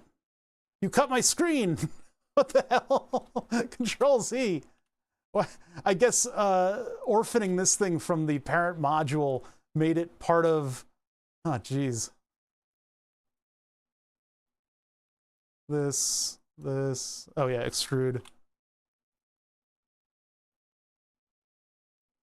Now, in order to avoid that, there's a couple different strategies. I could choose the distance as being the other face of the panel, or I can just hide it for this step. So hide it, bring that down a distance, bring the body back in. It knows what to cut. There it goes. Bada bing. Now, if I view this again, there won't be a hole in the module. Of course, this is misleading because it's blue, but this is a big module. This is a big boy. Jeez. I mean, we've got a lot of controls that we need to put on this thing, so in the Emily design, sorry, I was told to say it that way, Emily, we have an encoder and 1, 2, 3, 4, 5, 6 I/O. There's a couple adjustments and stuff in there, but we're not necessarily going to need that. The Eurorack screen does its brightness in a different way, and I think it's digital. But we will need an encoder and 1, 2, 3, 4, 5, 6 holes. So an encoder and 6 I/O. I would love to be able to plan to have certain, what do you call it? Certain pieces of this. Let me think about this for just a second. Do I have an encoder? I think I have an encoder in CAD, and I think I have all the parts. I think I actually have all of the physical parts, and so I could plan this on a PCB. So we need a subassembly now, all of a sudden. So let's make a subassembly for this, and what I'm going to do is I'm going to create the PCB. So save this as IO PCB. So the IO PCB is going to be one of these guys. I have that in CAD, and I have the LEDs, and I have the buttons, and I have the switches and the levers and the whatever else. So I can plan on this to be one of these perforated prototyping boards, but do it in CAD. Let's figure this out.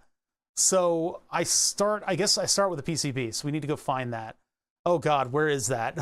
Where could that be in all of my admin 3D part models?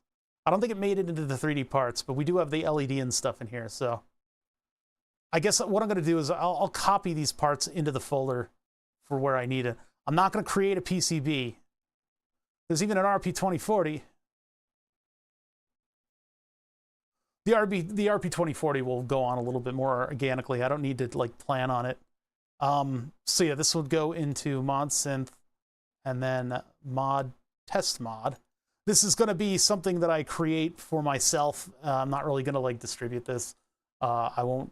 If people really push me, I can put the files up online for you all to mess with. Yeah, we're using the button model. That's not the long button. I need to buy a bunch of these buttons that have the tactile buttons that would have be able to poke out of the front of the module, the long shaft ones. Copy this into mod synth projects and mod test mod. And which one do I want? Do I want the one with the 6mm with the pin pulled in or the pin outwards? That doesn't really matter actually, but we'll use this one. So copy.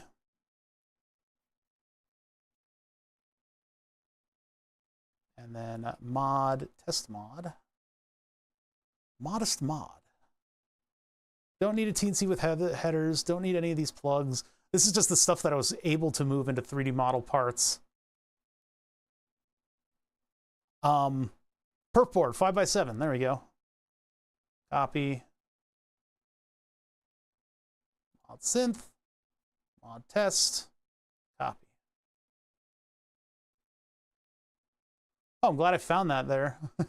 The bottom of my admin project. Okay, so that would be one of the perf boards.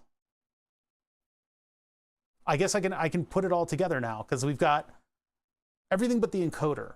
Do I have an encoder? I think I do. That would be in the 3D printer projects. It would be a whole board. Nope, that's not it. Control box, there's the BTT Mini that has an encoder on it. And then here is this vertical encoder. of this specific type. So I guess I'm going to copy this one into there as well. So this one goes into mod synth projects and then mod test module. And I think that's everything that we need. So we've got the encoder, and then we have, oh wait, no, I still need to be in there. The encoder, the headphone plug, the LED, and the button. So what is my motivation here? What am I looking at? All of those are below the screen, and then we've got buttons with LEDs right above them. So we will just reproduce that and make it even. I don't know where our encoder is going because our whole width is just the screen. My screen is wider than this, though. That's a shame that I don't have exactly the right screen, because then the text is going to be always on the fringes here. But maybe I can make it display some more stuff. 12-volt AC, huh? Weird. Yeah, ours is going to be 15 volts input, and it'll have a plus-minus module. So let's go back to our folder that we're working out of. Mod synth projects, mod test module. So it's going to be button, LED, I/O. I wonder if we should flip that on its head, though. It might make more sense to flip that on its head, just because that way the cables are coming out of the bottom of the module, and then the controls are up here. Because if you go to press a button and you have it all hooked up, all those wires are going to be going like out this way, and you have to kind of work up and under to press it. So maybe it should be screen, LEDs, buttons, I/O, in that order. I think that's probably the way to go. I'm going to be cursing myself in a little bit because I did it wrong, but we'll see. So our 5x7 perf board is not going to be the only one in there. We might be able to fit like half of them in on one and then half on the other. Go over here like this. You got to think about these things, right?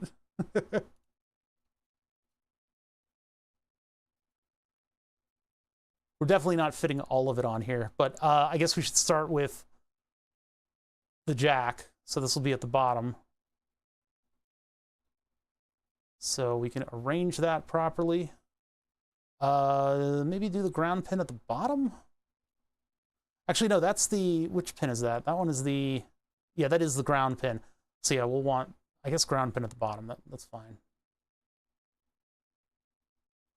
Yeah, the cables are the most in the way thing. You're right. So how many can I possibly fit in here?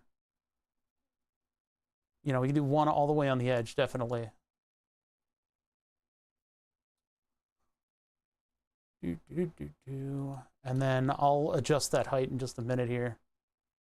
And that's pretty accurate for how this thing is going to go together.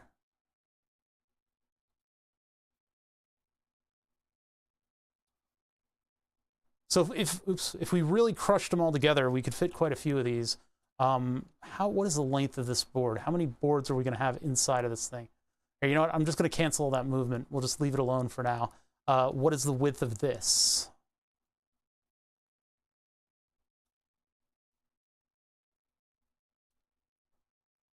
$70. I can't fit two of these. 70 and 70 is 140. If I were to bring these into the other module, which this thing should be, hold on, this wrong name, rename that.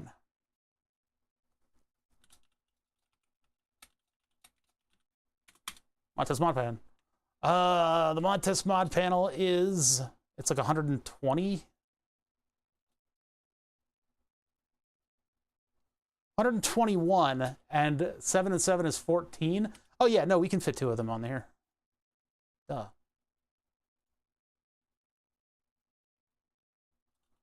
What's going on here? Oh God. AutoCAD, what are you doing? Where did my stuff go? What's going on here?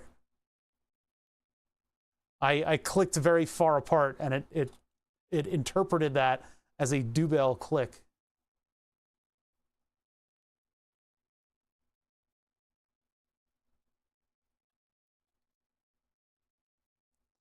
I could probably fit two of them vertically, and that would cover a lot of the space. Yeah, because it seems like two of those horizontally are not going to fit. But if I did them vertically,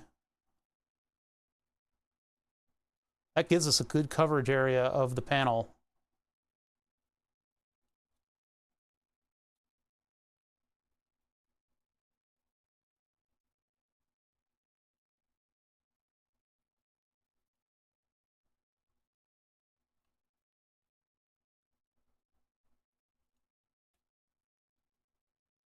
Yeah, that gives us a good coverage area of the whole thing.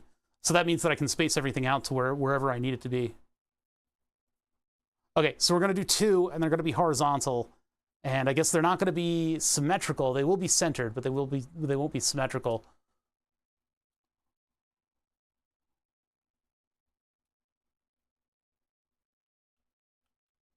course, we're going to have a big seam up the middle of them, but that's okay.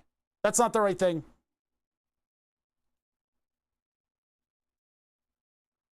Okay, so I guess we're just pulling stuff in right now. So I will do, what is my orientation here? Let's just pull them all back in. Control Z myself until I'm gone. We can redo that last step. Where's my redo button? There it is. So that one, and then we'll move and copy this, and we'll duplicate it. Move copy, make a duplicate, and bring it next to itself. Like that.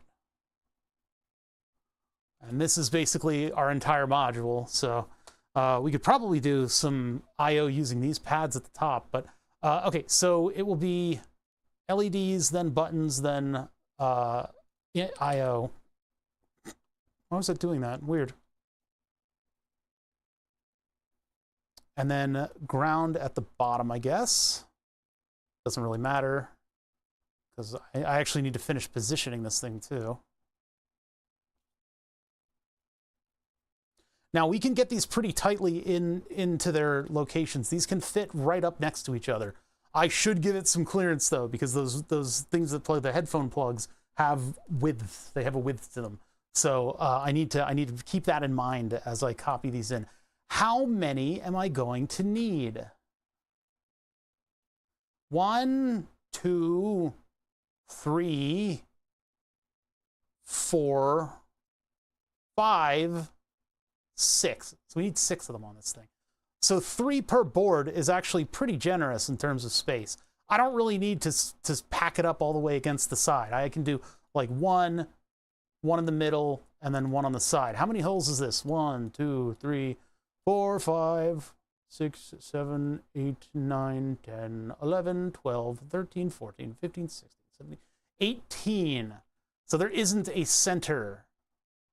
There are 2 center ones, which is annoying because we have 1 pin for this thing. So we can make it just a little bit offset, I guess. I mean, I guess if we're 18, 17, 16, and then whatever's the middle of that, but that's going to push it over to one side or the other. Then again, we do also have this gap here. So I have 6 things that need to go in. Actually, pushing it all to the left a little bit and leaving room at the top right for an encoder is probably going to be the best bet, because we need the encoder knob in here, so that might as well live up and over here. Bonk. This is a slightly different model of encoder, but we can probably just go off of what we have and get it into alignment. I guess the 3 pins on the bottom.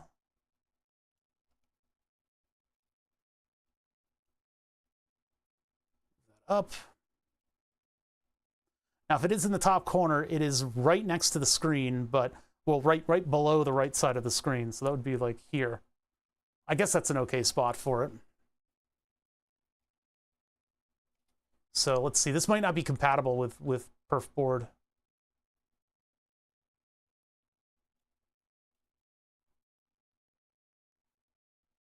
Get it into the 0.5s. And then we need to move over. There. So that's centered on that. Maybe it is breadboard compatible, at least slightly. You have to bend these out. And I think I do want to give it a little bit of room, so I'm going to move it down a little bit. We'll take it down to like here.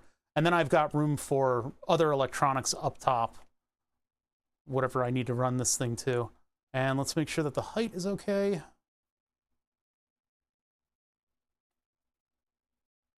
I want them to float just a little bit above the board. That's probably actually fine. Okay, cool. So we actually made a decision. My God, we put one thing into place. Feels great. All right, on to the next piece. So the next piece of it would be the 6 IO, which we'll put all the way at the bottom. And I guess I'll just logically space it and we'll see what we come up with. So if I move this thing, I guess I can move it with the arrows. It's going to be painful to move with the arrows, but I can do that. Let me just pull in my other components here and put them aside.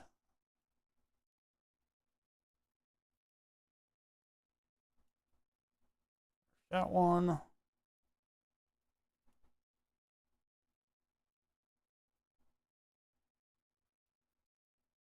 Emily loves to use those 3mm LEDs, and this is the model that I found. It's not a good model for an LED. It's too clear. I need to like tint it or something. I just haven't bothered to yet. You can go into the materials and you can edit things so that they display better, but I have been uninspired in doing so. All right, so I'm gonna make the bottom row ground because that gives me the most room for stuff to go out the other side of the board. Now these aren't gonna be the only PCBs. I'm probably gonna have to hang like a PCB off of the back of these. There will be plenty of room on this. But yeah, we're able to move backwards into the panel more. What did I just kick? Oh, monitor stand. I mean, they could also be on standoffs. I could do unpluggable standoffs in order to put another PCB on this thing. All right, so let's get 6 of these things in position. I guess we can do it like in this area. Have I done this before? Wait a second. This feels familiar. I feel like I've done this before in the past.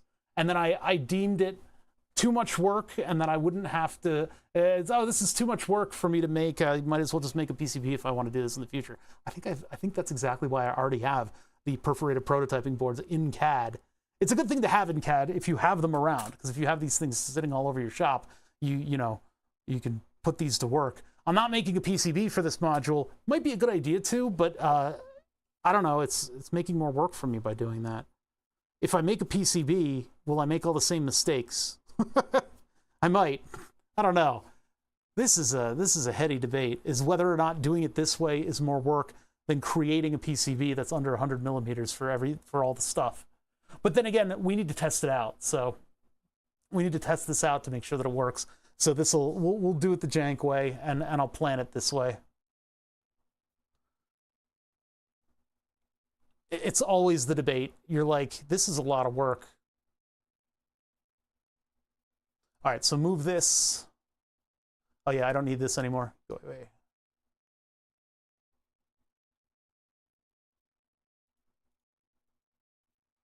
Move copy. And I'm basing it off of this pin right here. So I'm gonna go point to point, and I'm gonna choose that center of the box. And then I'll take this to the second row. And it cannot go over the edge, but I do need clearance for that. Oh no, I don't need clearance for that screw, because all these things screw in.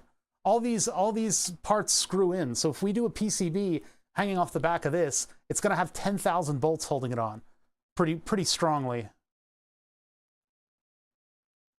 And I guess the second PCB of this one is gonna be held on by headers. Take that down to where it's just floating above. There may need to be some centering done if I were to, actually the only thing that I'm using this 3D model to do is to plan out where the holes in the panel are. So I don't need them to be super accurate in height in reference to one another. That is pretty close to the edge, and I don't know if I want to have a plug that close to the edge of the module. Maybe we'll move it in by one. Well, let's see where the chips lie. Let's go to another one of these, and we're now in a space where we're moving it in 0.1 of an inch increments. So if I move copy this and create a copy, it needs to be 0.1 of an inch spacing to line up with the holes. I guess millimeters, the sub-millimeters are close. They get it pretty close. So 6 of these like this would probably not be that great. And I guess I could do, I could make a pattern out of them and do it that way, but we'll just do it by hole spacing. This is too close. 3 pins, so let's make it 6. 4, 5, 6. Am I going to be able to fit 6 of these? It's looking like I might be able to.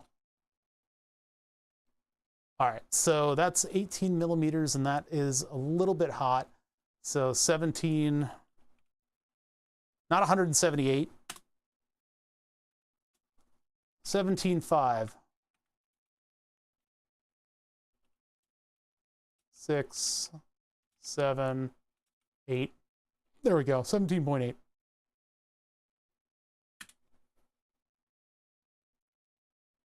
A pattern tool would probably be better. Oh, we need to move it up, unless I make that entire row into... Now we'll move it up.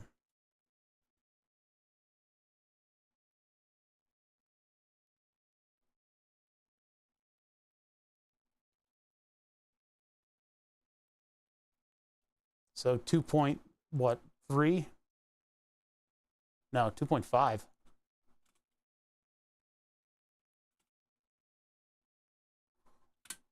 I know, it's just millimeter to whatever equivalent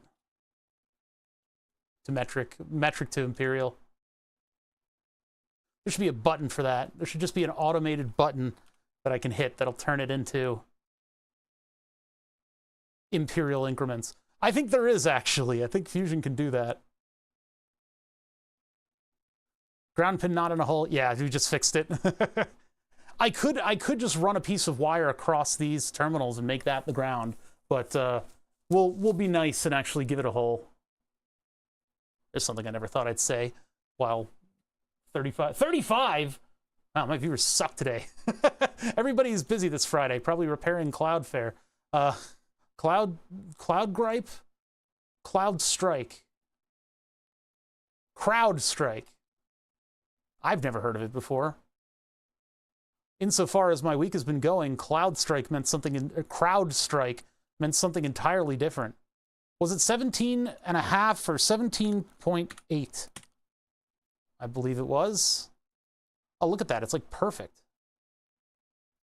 Well, the question is, where does 17.8 take us from here? It would be nice if I had like a suite of tools that I built. I should do that, where you're making a perf board, so it automatically like puts you on that grid and helps you plan out where wires go and stuff. That would be a really cool thing to have.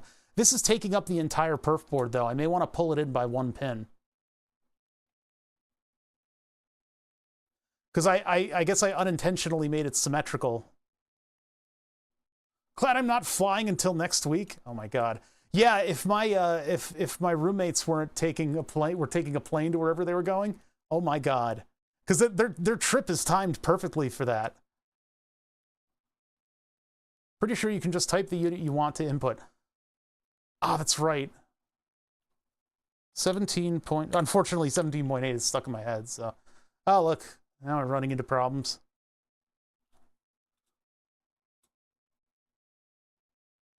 $17, that's good enough.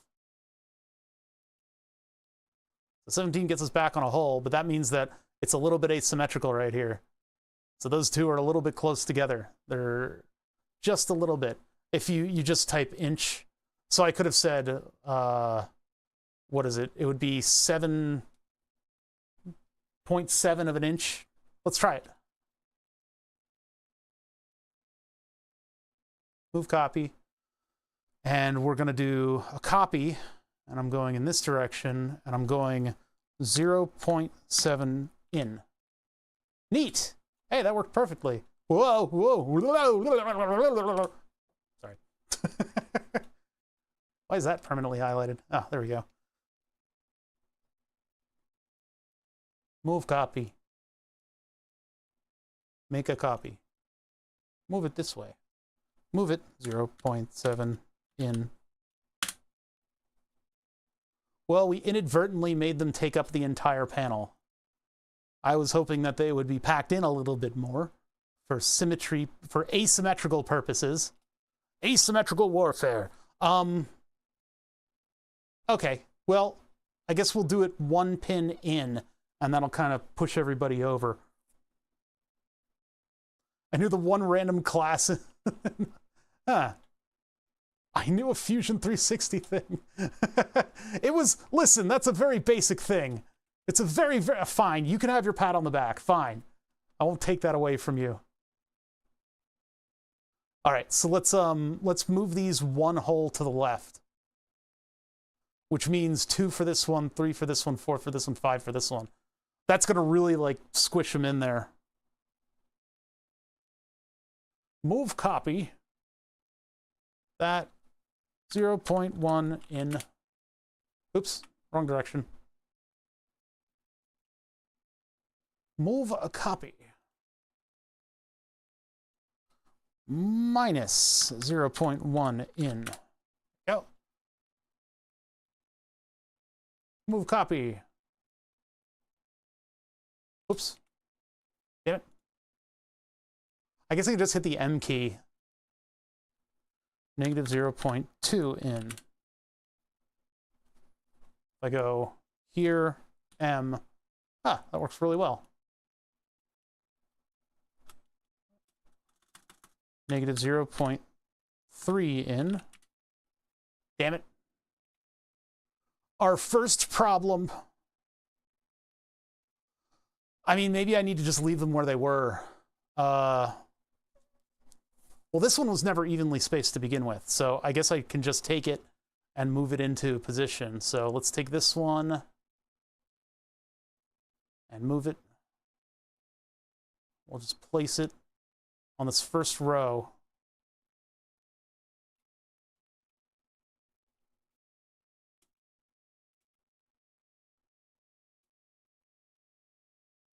There we go. You just work further down the number until things look like they're in the somewhat of a right position. I'll maybe square these up on the holes.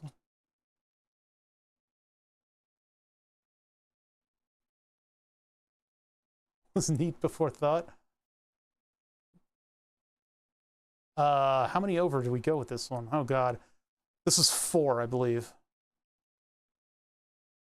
Yeah, the jankiness multiplier. These aren't perfectly symmetrical. The thing is, like, I'm using computerized tools that can do this to like within an inch of our lives. I can go way down that number line until I get super duper duper accurate, and then my milling machine, my 3D printer is going to do like within the billimeter moving this thing. But if I don't allow those tools to do their job, it's going to be in weird increments like what I'm putting down here. And this is the kind of thing that I kind of appreciate about doing work like this, is I can be the big dumb human and I can put in janky numbers here, and all these machines that are so much more capable than me at doing this kind of symmetry have to follow my jankiness. You are my machine. You will put in the 0.07 number. This goes this way. Negative 0.4 in. Why doesn't it? Oh, because millimeters is still hanging out on there. Oh, no, I guess this one was 3. Does that look about accurate? Yeah, that looks about accurate. Okay. And finally, move copy. This direction, negative 0.4 in. Delete, delete, delete. So there we have asymmetry. The encoder knob is still kind of in the way, but having the button and that isn't going to take up a ton of room. I command you, follow the jank. You are a machine. Follow my jank.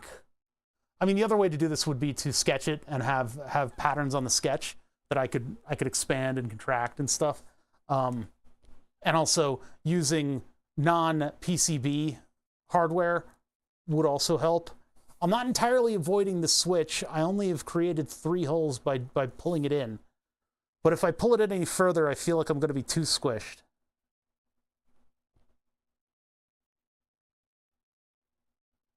Yeah, maybe I just leave it like that. It's a little weird though. If you do this, why not spread out to the whole thing? If there is an encoder and a button below it, I don't think that's going to be that big of a deal because there's just not that much stuff. So maybe I do pull it back to what it was like before. Remember what things were like before? Like that. Because that's a little bit better. That uses up the whole front panel. And then this encoder will be in line. No, this encoder will just be in line with itself. Maybe I'll move it over just a little bit, and then we can fit the LEDs up here. I could almost put the whole circuit in here. Although the IOs are going to have op amps on them, so maybe that's what that space will be used in. And I could have clip detectors and stuff like that if I really want to go all out. This one last time, Sensei.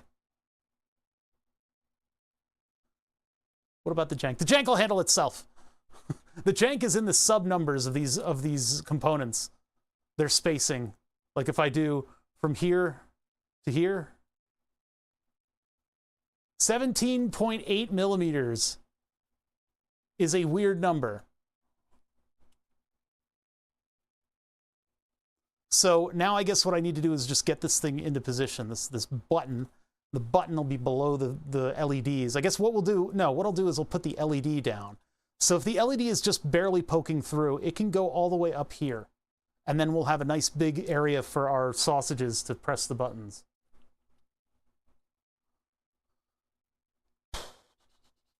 So I guess 1 row of holes, and then we'll put the LED here.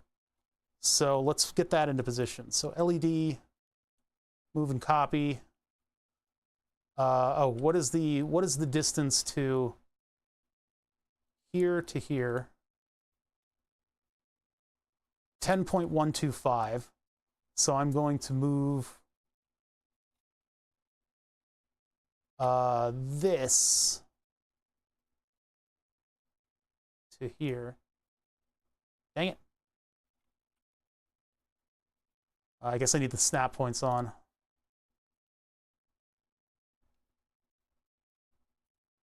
There to there. 13.803, so move command the LED. 13.8, was it 23 or 03? 23 minus 10.125. So now the height between the top of the LED and the top of my thonks, my thonk is 0.02 of a millimeter. Cool. The holes, yeah, the holes in perforated prototyping board, because we're in America and America invented electronics. They're exactly 0.1 inch spaced, and that's what all dip packages and stuff were. That's why we have things like solderless breadboard that you can just plug all your electronics into, is because the standardization of those distances. When we moved over to surface mount, intelligently, we went over to millimeters. I like to work in millimeters. I like millimeters more than I like inches, for sure. But, oh, I see, I changed. But we are held down by the technology of the past. So most of this through-hole stuff is going to exist in a 0.1 inch spaced environment. You can see in the Thonky Kongs, though, it's not. Not a lot of the pins line up. The Thonkies, luckily, have these wibbly pins on them, so they can kind of crush into a perforated prototyping board. Newest standard, didn't realize that was the number for it. See, that's the kind of thing. That's the kind of interaction that I don't, like when I'm working on electronics on my own, I don't get, I don't hear about that. And that's good that I hear about it here. Because when I stream my electronics stuff, I have a diverse crowd. I have a very diverse crowd of people who watch. Some people watch other gaming streamers that I watch. Some people are here because of movie reviewer streamers that I watch. Some people are here just on their own volition. Other people are like experts. Other people just like to hear somebody talk passionately about something that they know a lot about, which I do. but getting the perspective of how spread out that crowd is, it justifies me when I talk about the very, very basics of this kind of stuff. It's tough to know what starting point I should be explaining things from, because we don't stray away from complicated projects. We do some very cerebral and involved stuff here at Oh Bother. So I do like it when people discover things that I didn't think needed to even be pointed out. And then other times people are like belittling about this kind of information, and they're like, oh, you didn't know that? No, I think it's a wonderful thing that somebody would learn something on that level. Move! So these are, I was just glancing there to see, how are these centered? And they are centered on 3 holes. So we're twisting our LED, we're keeping it at this twist, and we're going to be placing it in 2 rows, and we're going to give this a little breathing room. So we're going to go to these rows here. So these rows right here, practically where it is already. Or if I can create a pattern of copies, I think Fusion can do that. It's having a lot of trouble because of all the holes that it has to render on these PCBs. Oh, it's not showing me where it's clipping in. That's really weird.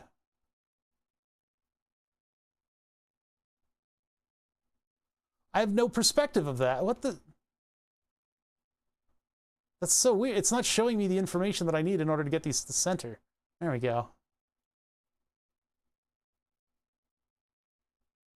2.5 on Russian boards. That's a little weird. What are those Ruskies up to? All right, so this is my LED model leaves a little bit. I almost bit my tongue. My LED model leaves a little bit to be desired. Really, 2.5 on Russian boards. I think I've run into that before too. I'm pretty sure I've run into that on some really old stuff.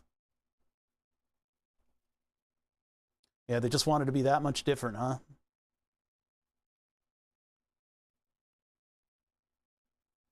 Just enough to mess things up on the long chips. That's so weird. That has to be such a trip to run into. You know, if the LED is just going to be a little tiny dot, I could maybe space this out a little bit more. I guess that's enough room, though.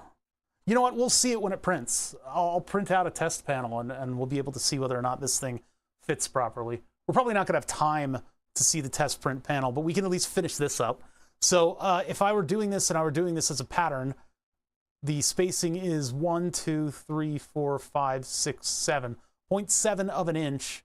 Can I do like this? Oh, capture position. I don't like this position capture being here. Components, LED, and then axes.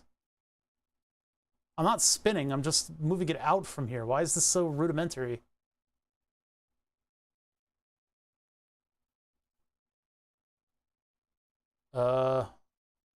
This? There we go. How many do we have? We're gonna have, distribution is gonna be spacing, and then quantity is gonna be 6, that's gonna be 5. And then they will be spaced 1, 2, 3, 4, 5, 6, 0.7. That's right, I already got that. Negative 0.7 in. Oops, we need to do one more. And our 0.7 is off by the time we get there. What? Wait. Oh, because we went to the second board. I see. I see. So it's not that useful doing that.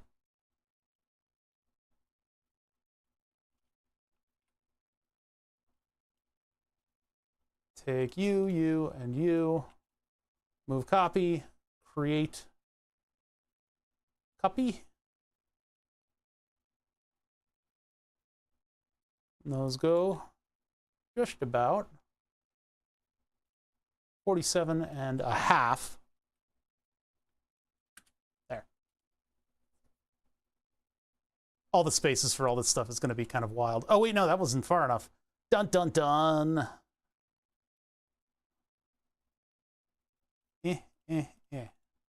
Move. And then we're going 1, 2. So X distance, I'm guessing. Oh, it's Z distance. Why is that Z? Negative 0.2 inch. Inch millimeter. There, that centers them up. Now, do I want it to be right up against the encoder? Because that'll give me a little bit more space. Damn Swedes using auto clickers. What are you talking about? What is he doing? I'm looking behind me. He's just flying around in a spaceship. LEDs. So we've got buttons, we got indicators. It's a little bit squished. It's kind of scrunched at the bottom there. Throw it all out, Control Z all the way back and hit save. We're done here. Close the stream. End my Friday. Okay, so I gave the encoder a little bit of room for the screen. That makes this whole big no man's land right below it. What we're doing right now, I know Haystack, this is above your head because I haven't explained it, but we're making a module testing module. I need a modular synthesizer module that tests modules, test module. So what Emily Gillette made back in 2012 was a very basic module testing module. And I'm trying to do the same thing, but my module testing module is going to exist in a rack. So it'll be just another module testing module to go with my modules. So I'm currently working on the front panel that's going to basically hold all of the electronics of my module testing module. I'm above your head. Ha! Look out. Drop bears. But I'm trying to basically make the same thing, but I'm taking lessons of the later stuff that that Emily Gillette made for testing these. Like her circuits have gotten much more betterlier, and so I'm taking the more modern ones, and it's going to be a lot of coding that we have to do in order to make this thing work. But the first step is just seeing whether or not I can do this properly, whether or not I can make it, and so that involves CAD, and we get to do a little bit of Fusion 360 in order to kind of space everything out and make all of the I/O that this panel will have. It's going to be kind of a bit of a waste of space, just because this screen is huge. It's the screen that I just happen to have. I mean, if I used a different screen, I could definitely smush this thing. I could smudge it all the way in order to make it tiny. Where's one of those screens? Let me see. Where do my screens go? I just had them. They were right here. They were right here, and I just had them. Why? Why are they gone? Where are my screens? Oh, they're there.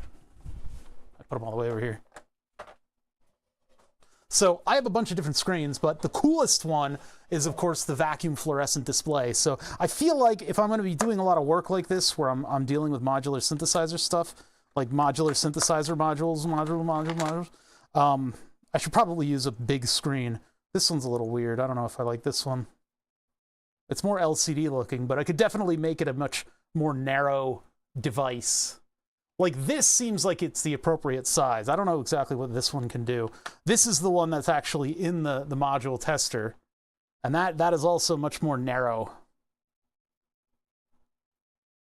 If I use one of those screens, I guess it would be cool, but it wouldn't look as flippin' awesome as what I'm putting together right now. So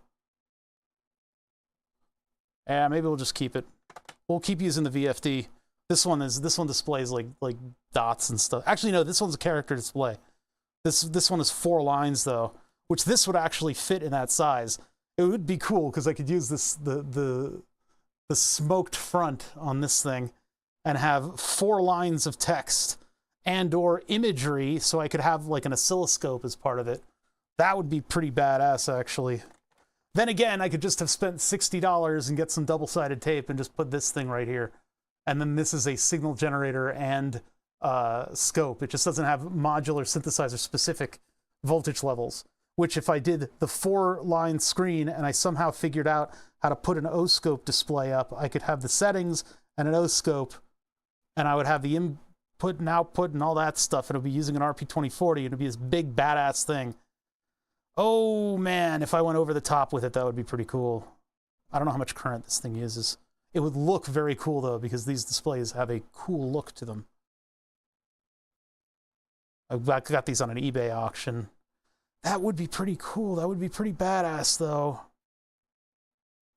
Instead of just doing the same thing that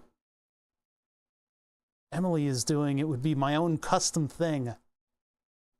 Let's see if we can find a 4-line Noritake e-tron 3D model. I could make it shoot laser beams. I have lasers. What am I looking for? Digikey. Wait.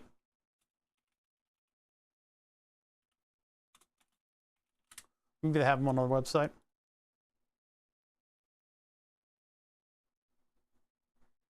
I love how the picture here is a glove pushing a touchscreen. That's right. What series are we? This thing is GU 140 by 32. So graphic LED module. So is GU on here? No. MN, DN, MN.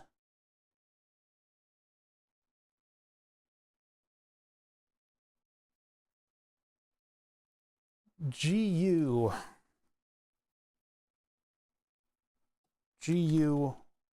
140. 140/32. This is us. This is sus. Quick spec, full spec, nothing else. No PCB image. Oh, and you have to do this? Yeah, right. All right, GU 140, blah, blah, blah, blah. GU 140/32, right? GU 140/32, 7003.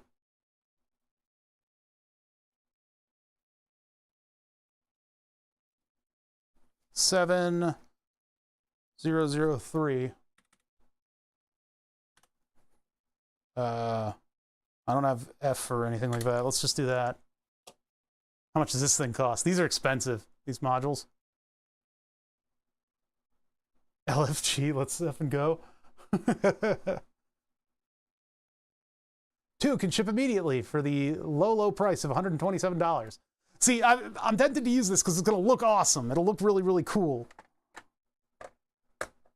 as sort of the front end of this module testing module. This is the thing that I've needed for quite some time. I should have built this as the first thing that I've ever built. But we will DIY this to the extent that we can. I won't make a circuit board for it. I think it's a worthy thing to do, is build your own module testing module. But the GU 130, blah, blah, blah, what does that draw? What kind of current are we looking at here? Show and tell. Up to 4 flexible independent windows at one time. That's what I'm talking about. That would be cool. And I think the RP2040 can definitely handle the amount of data that I would need to be running for that. We just need to figure out how to code in fonts and stuff like that. All doable, though. And I can have a little train. I can have a little train on the screen. See that? That little train that goes by? That would be cool. You have a little train right there. All right, so I need an actual... I would love to have a CAD model. It doesn't look like this has one, so we go to GrabCAD.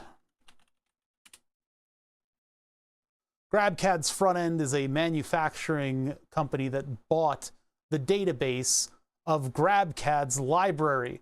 The library is great. It has all kinds of 3D models for all kinds of different stuff. Oh, is my channel going to get banned now that I've clicked on that? Okay, wait, does it have the internals? It does. Well, that's kind of cool. Anyway, let's go ahead and look for Noritake. There are only so many, but we do have the standard 4-line size. And although we are dealing with a not a character display, this is the same size as that, I believe. So we will go ahead and move that in to our CAD drawing. And let's download files. I have to log in.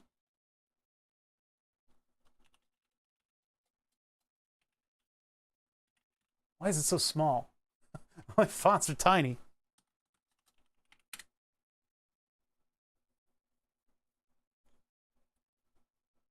module tester, make square wave, gate trigger circuits, divider for the square wave for low frequency to make gated trigger signals, and an easy control voltage source. Yeah, that's essentially what we will get out of that. The software is in there for the Emily Gillette one, but I have a feeling that I can cobble this together on my own. Like, because there's going to be such a departure from what's our, you know, what the example that we're using, I guess, is only useful in giving us just like the stuff that's there. You know, we know that this stuff is there. We can handle it differently within our own code. Did I download this already? Let's download. Go. Okay. And then I guess it's going to be in this specific one, but I should probably put it in another folder. No, we'll just pull it in here. So upload this, and let's get my downloads folder. Oh, let's extract it. All right, it's a step file. That helps.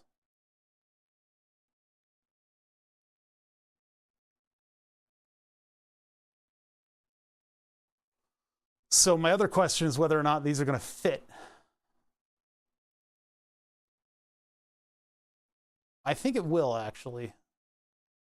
Well, let's pull it in first, and we'll see. We'll see if it works.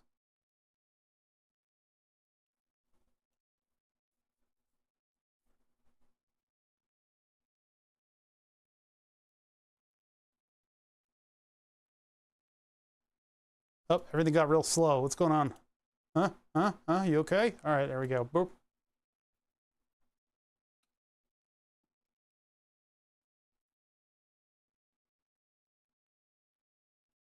There to here.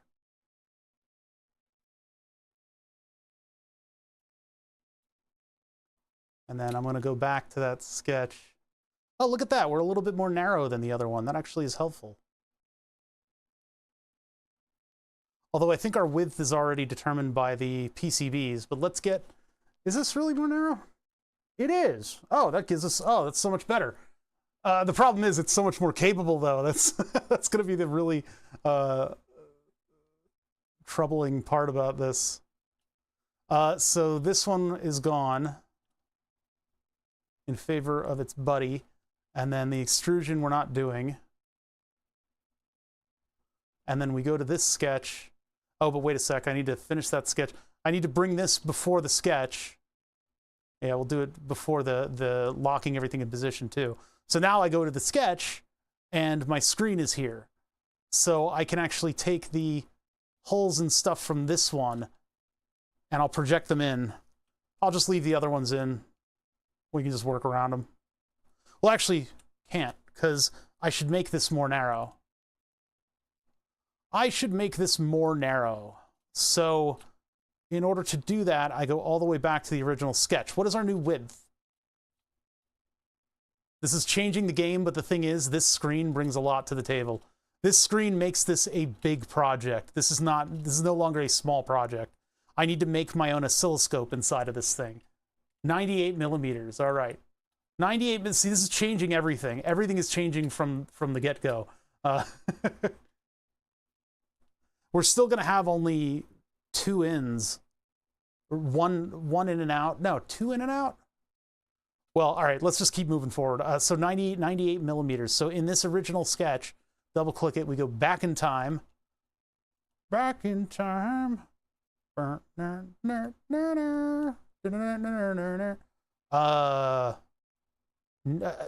98 divided by 5 and some change.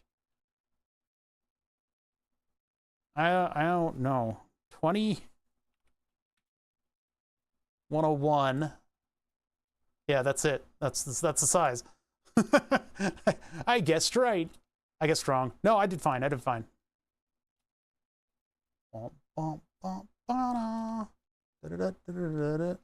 Okay, so on the screen itself. So let's go back to here where we locked everything in. And then we need to take this face of the screen, this line right here. So I need to move the screen from, Oh boy, something unselectable right now. Oh, dot to dot. That's why it was not selectable. This dot right here, this little arrow, oh, that arrow, and this lower piece right here. That centered, yep. And then I need to move. Well, I need 10 millimeters from the top. And I don't know what the distance between here and there is. So I'm just going to move it arbitrarily. And then we'll move the circuit board to be 10 millimeter above. So if I measure it from here to here, I was off by only 3 millimeters. Nice. So 13, I mean, that gives a 2 millimeter clearance for the whole board to fit in. Actually, we're going to need all the space we can get. So I'm going to move this again 3 millimeters this way. Click OK. And now we need to see whether or not our perf boards are going to fit. Now I can cut the perf board. So I can cut that.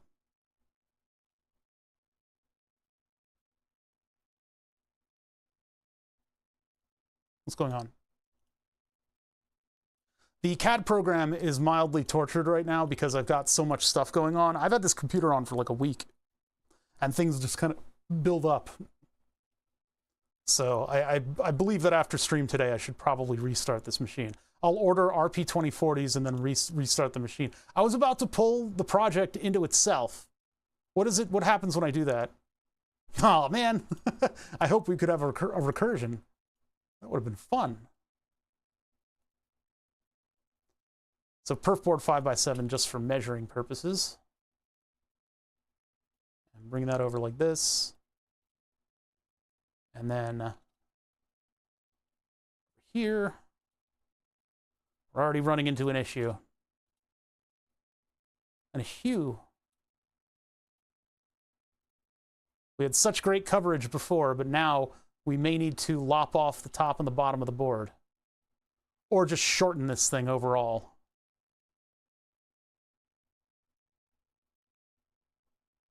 Oops. Huh, and it's also not going to fit. There's a lot of Z fighting going on.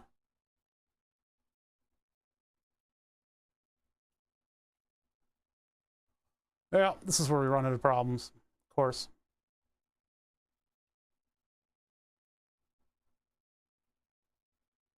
I mean, if I can fit all 6 on this, I could put this board over like that.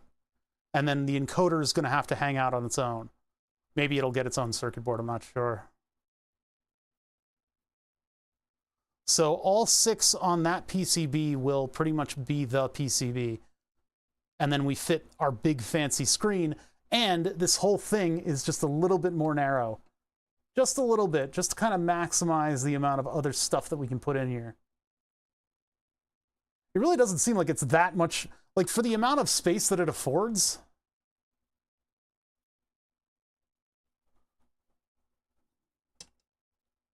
It seems like this would take up the entirety of the extra space that I have in here and somehow leave more room. But then this, well, with its giant above and below panel, it would be like, that's 5U versus 25. This is 25U and this is 5U in terms of rack spacing. How does that seem like it's nothing when I hold them up like this? Oh, because this one goes all the way up to the edges. That's why. Yeah, visually, this is going to look a lot better than the other one. So I guess we are justified in continuing what we're doing. If I lopside all the I/O and I have the encoder off to one side, we can use one of these boards on its side. So we'll go with that. One board. That's pretty restrictive, but no, we're not doing the schematics. So this I/O PCB is bust.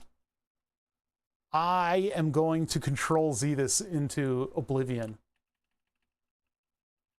Goodbye, all of my precious work. Well, I'll keep that step. And let's get this encoder off, and then I'll twist the board.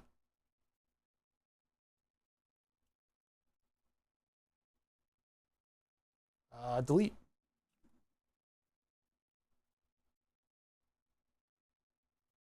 And then we've got to fit all of our stuff in half of the area that we had before. So let's take the PCB, move copy, let's twist it, flip it. Why didn't it move? Why did you not move?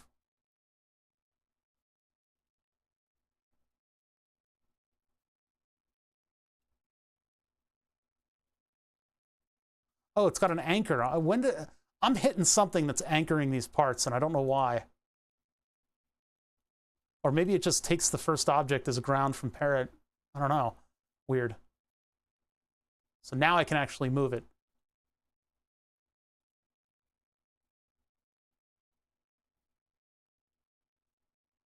All right. Now this goes to the bottom row.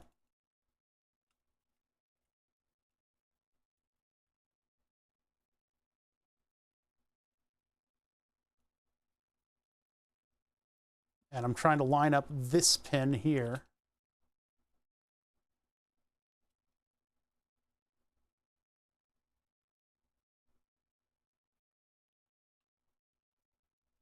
That, and then, whoa, where's our axis? Oh, there. Okay. It didn't look right.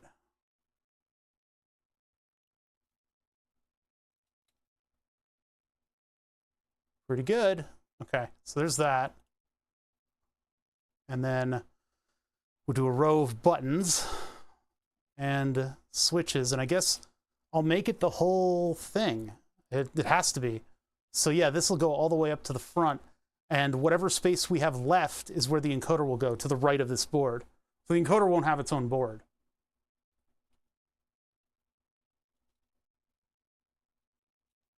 Oh, did I undo? Oh man, we got to do this again. Oh man. See if I can actually highlight the area. Could you just give me the whole? There we go. To that plate. I can't read that. Damn it. 3.303. Move our LED down.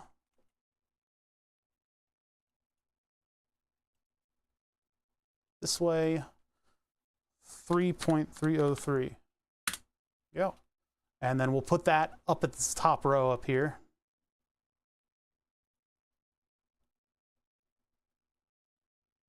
I should just use plastic connectors, and then I can put an LED on the plastic. Maybe there's clear plastic on one model of a headphone jack, and I could have it light up. It would be beautiful. All right, let's see here. Yes, zoom in as lazily as you can. There we go. See, here's the problem. That's centered. And that should be pretty well centered. Let's move it just a little tiny bit. These are all these weird increments that are going to go into the slicer and stuff. Okay, and then we'll take the button and put that somewhat in the middle, although it's okay if it's off by a little bit. Let me position the button right on the surface of the circuit board. Actually, it'll probably stick up just a little bit. I need to buy these buttons. They're buttons that have extra long pushy actuators. These are called tactile buttons. Move copy up. Let's take it over to the board so I can do the height.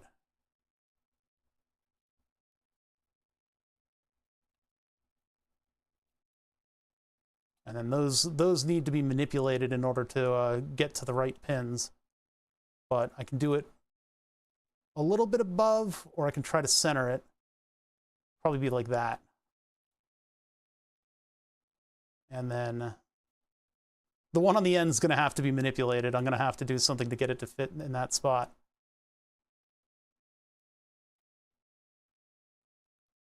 I'll have to bend the leads down and solder it to the pads. How does it fit in a row like that? Yeah, it should be center. The button center should be center with the row of holes. So I'll have to do that with the program.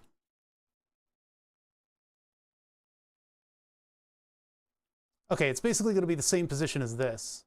So actually, if we do dot to dot, I can do dot here and then dot here. There, and then I can bring it up casually in conversation.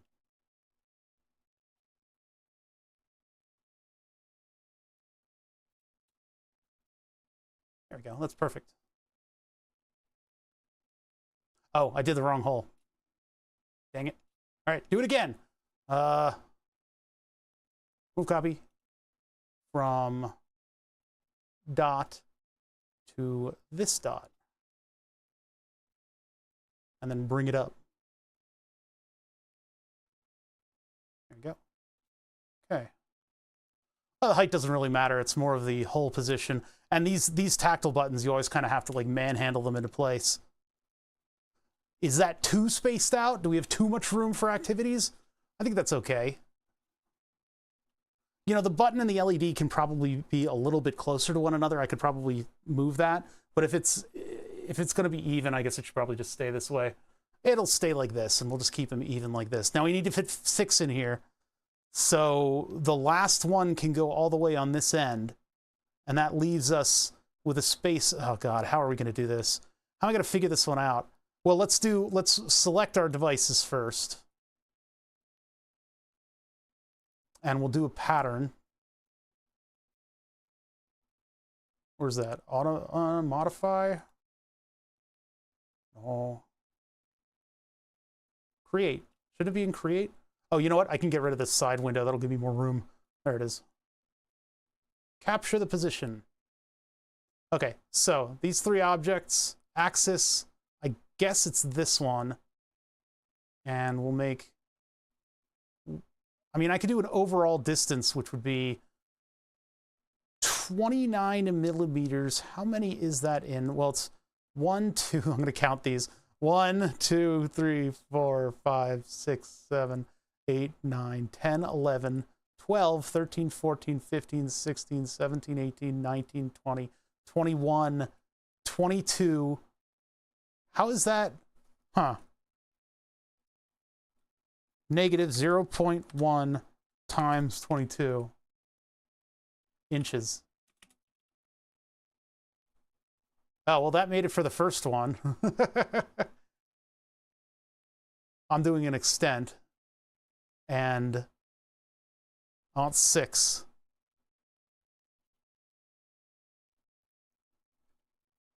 Negative 0.1. Ugh. Fine. We'll do spacing. And I need negative 0.7. Oh, did it just change the increment? Wait. Oh, no. Negative 21. Okay. Negative 2.1 inch. Nope.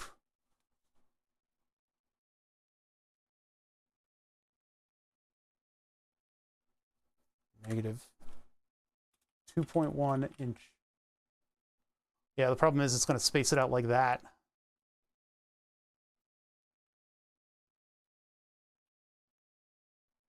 .3. Yeah, 2.3 gets us all 6, but then it's not going to evenly space in there.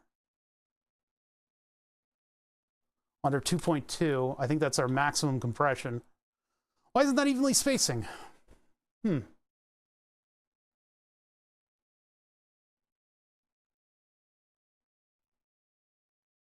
it's like if we wanted to fit 5, it would fit. Your software skills are pretty impressive. This is an era that I need to get much more acquainted with. Just have a short attention span sometimes. Fusion 360 is like, it's like the Apple of CAD programs. It gets fairly deep. There's a lot of deep depth to what you can do, but on the surface, it seems very, very simple. And you just kind of get to know the sequence of events that'll get you to your goals. So we got a bit of a problem here. This isn't really going to fit. Oh, this sucks. So I don't have an even number of spaces. If I go to the full 2.3, that fits. These are all off in a weird direction. It's like I would probably get it to fit if I did a full, like, yeah, see, 2.5 would be our lowest increment. Now we could make that work. I could still make that work. I could do like a daughter PCB, or I could manipulate it in some other way in order to get it to fit properly. If I really pulled it in, well, I don't want them to be directly next to each other. I think this is probably the maximum smallness that we can offer. The ones at the ends are not having a good time, though. Do I have ones that are longer than these? I think these are the maximum length. Yeah, they are. What is the size of... which board am I on? I don't know which one I'm using. These two are very similar looking. And then this one, the longer ones are not longer than... Actually, wait, that would work. This would work. We may need to do multiple of these. Because this is a... Okay, this is totally different dimensions. So let's keep this for now, and let me look for those files for those PCBs. I don't know what happened to them. They might be in the download folder. Somewhere in here is perforated prototyping board, and it came from GrabCAD. You know what? The amount of time that it's going to take me in order to find it again versus just looking on GrabCAD is... I might as well just re-download it and see if the folder barks at me.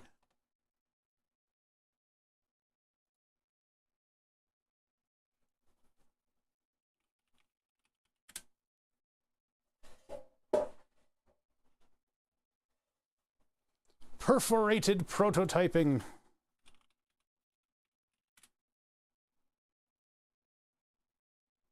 This one is all of the different models.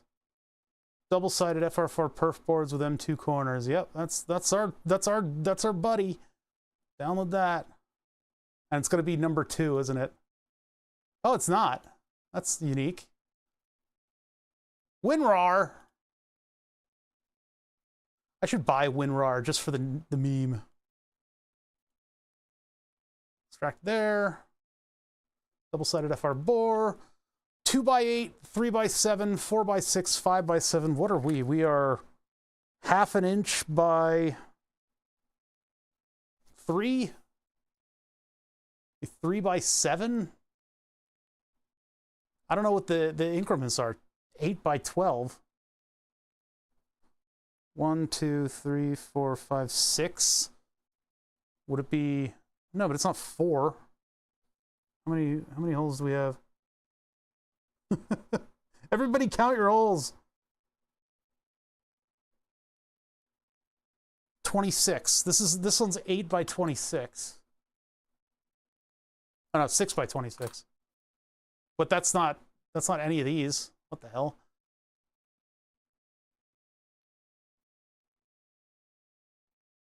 Okay, that's the board. That one right there. So that would be the... Is that 2x8? Let's try.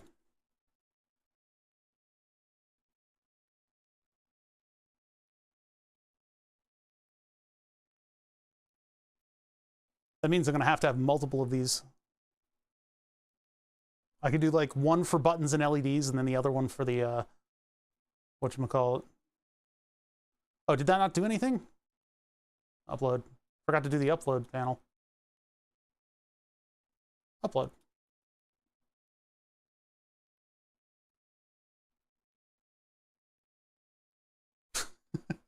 Everything we've tried, we've had to tear all the way back down to its bones. Everything we've tried has just completely failed. It's kind of magical. Oh, it's still uploading. This feels a lot like a Microsoft account thing, where like if you try to flip your account from Xbox to Xbox, it intentionally slows you down in order to drive memory card sales. Remember when they were doing that?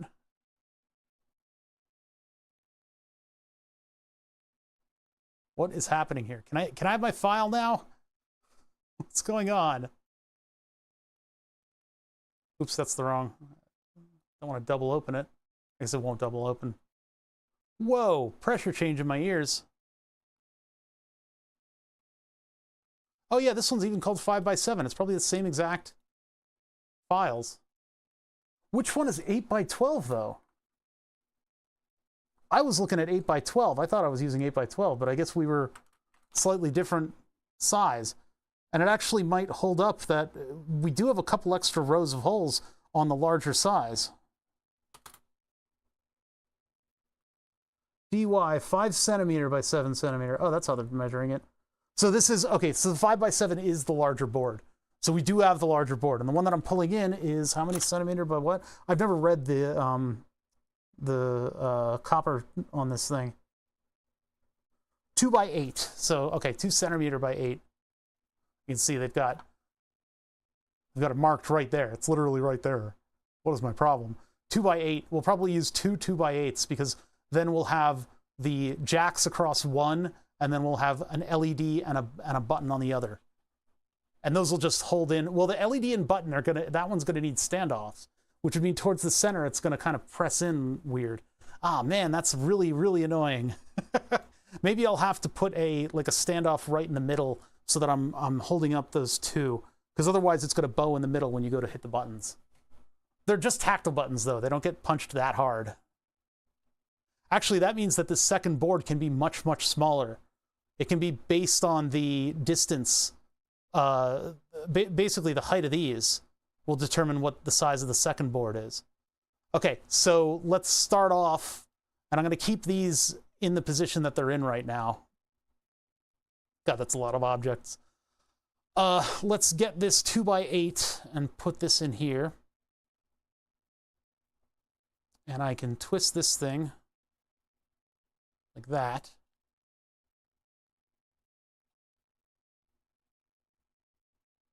Yeah, that's going to work. Although, is the width going to fit within our screen? I guess we'll find out momentarily.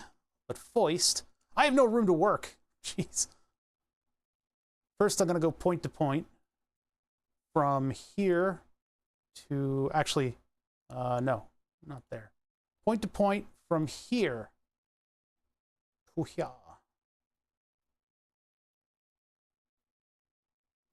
And then all these are lined up.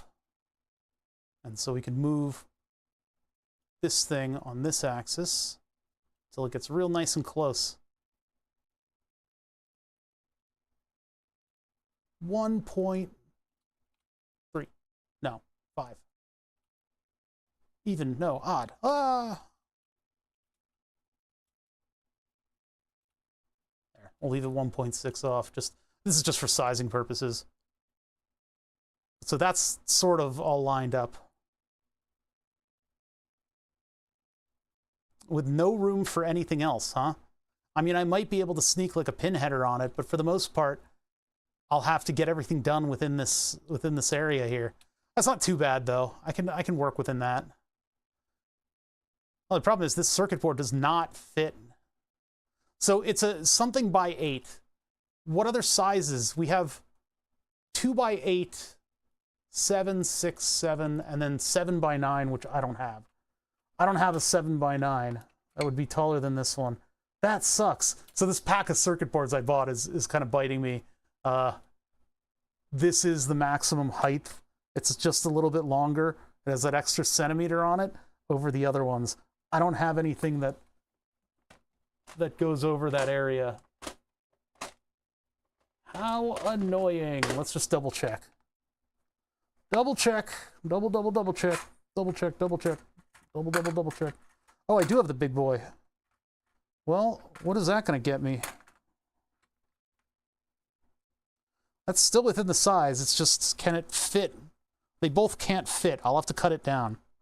But that gives me one board to mount them all, and in the darkness, bind them.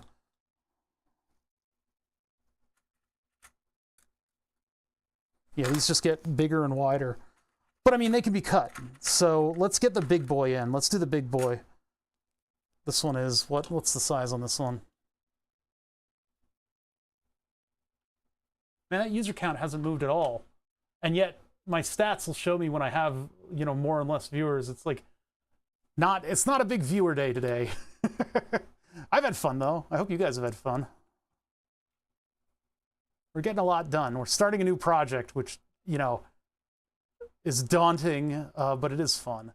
There's nowhere for them to print. There it is. So 6 by 8 we're going to pull in. Wait, wait, that's not a size that we have. 6 by 8 is not a size that's in the, I have 8 by 12. 7 by 9 is going to be deceptive. 2 by 8, where's 6 by 8? 6 by 4. I guess we'll do 8 by 12 and then I'll cut it. I'll unlink the file and cut it down. It'd be nice to have a more accurate representation of what the actual thing is. Well, let's try uploading this one and see if we can edit it. I don't know if we can, because I don't know what process they used in order to create all of the hulls and not have Fusion 360 eat itself alive, which happens with Fusion 360. Maybe if you use the PCB editing stuff in order to create a perf board, it works a little bit better. But let's just see if we can get into 8 by 12 and make it an 8 by 6. The problem is it's not going to give me all the steps, right? I don't think these are step files, so we will have the steps, but we might not have the initial PCB design, and so we might not be able to just very easily narrow it in. 8 by 12.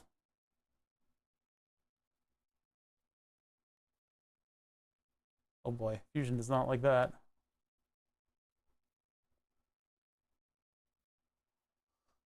So that's what we're gonna have to cut the this part, but I kind of want to keep the top of it, so I'll have to cut from down here, and there's no steps, we just have the body. All right, so we'll pull this into the thing, and I'll be able to, you know where the bottom row is and stuff like that, and we'll know how many that we need to cut off of it, and I can make a nice clean cut, and then we'll have this be at the top, because then I can have these two posts can have standoffs on them, and that will brace both the bottom and the top of the board on this module. So it'll be much more strongerlier. But then this is going to stick out a bunch, so we'll have to edit it in here. So let's get rid of this. And then we'll pull in the giant board, which we only have half of. And then this will be on the top of the board. Oh, look, we're actually positioned properly. So then I need to move this 1, 2, 3, 4, 5, 6, 7, 8, 9, 10, 11, 12. This way, negative 1.2 in. There we go. And then the board gets cut along here. So I guess I could do a vertical sketch in order to cut that up to that point. Is that the way you're supposed to do it? Probably. Let's view origin and do a new sketch.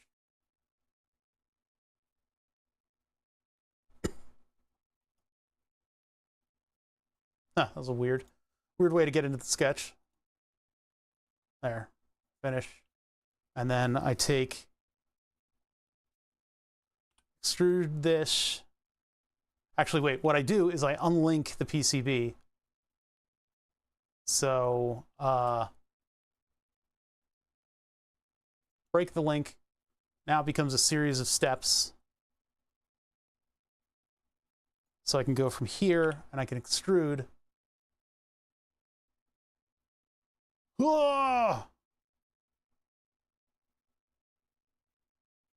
Now, where's my offset going to be?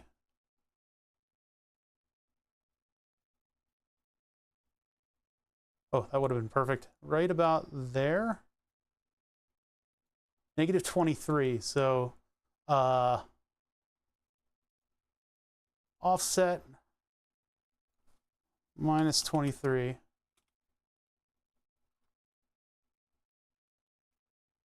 And get rid of the rest of this. Whew, that was a heady step. Now we have our subassembly of knobs and stuff. Now how's this going to look compared to everything else? Now this doesn't need to be here. So we'll get the encoder out of there because that's going to have its own thing. So we can delete it. Nothing else should depend on it. CAD's got to kind of finish thinking about it. So there's our I/O. Cool. Oh, I need to move the board up a little bit. Move copy.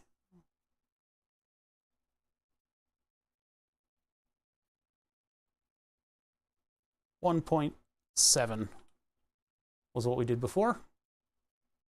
Okay, now we have our subassembly. I probably should cut the leads on these too, but whatever. They're all evenly spaced. They've got a nice amount of room around them. The buttons could maybe move up away from the jacks, but I don't think that's going to be a huge problem.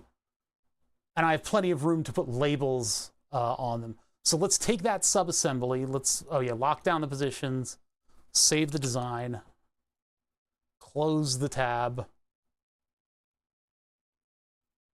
Now we're back here, and I can pull in. Hey, I guess I want to make screen holes too. Let's do that real quick. Screen holes. All right, so the distance between the PCB, the top of the PCB, my concern is that the top of this PCB isn't exactly accurate to the screen that I have sitting in front of me. It seems as though we have a much larger distance. Let's double check on this. So this screen has a huge amount of PCB sitting above and below it, whereas the one that I'm pulling in does not. I have a feeling that our holes are going to be off by a little bit. Let's measure some stuff here. Overall PCB width. See, I made the assumption that these were going to be the same, but I don't think that's the case. 47 millimeter. Let's get my calipers over here. My calipers.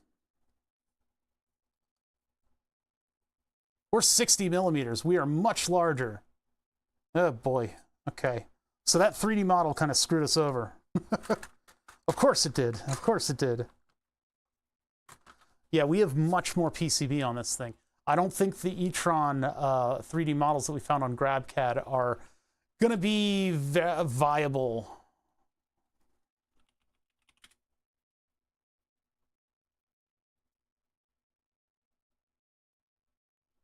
Nor take e-tron vacuum fluorescent display. It is 6 rows, 24 characters, 5x7 dot matrix BFD, and can be found here. This is a different one, video on YouTube. What's the video all about? Sure to check out my other ones. Oh yeah, it's cute. Very cute. Yeah, so these are slightly different, I guess. This is the one on the right is what I have. I see. So the one on the left, Y-Series offered module with same PCB size, 20x2, 24 characters, 47 lines, 25 blah blah blah blah blah. Yeah, mine looks more like this. Theirs looks more like the one on the left. That is a cute little display. A nice little thing.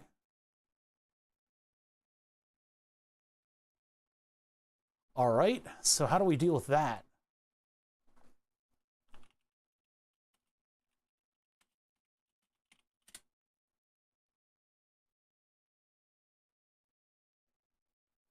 What?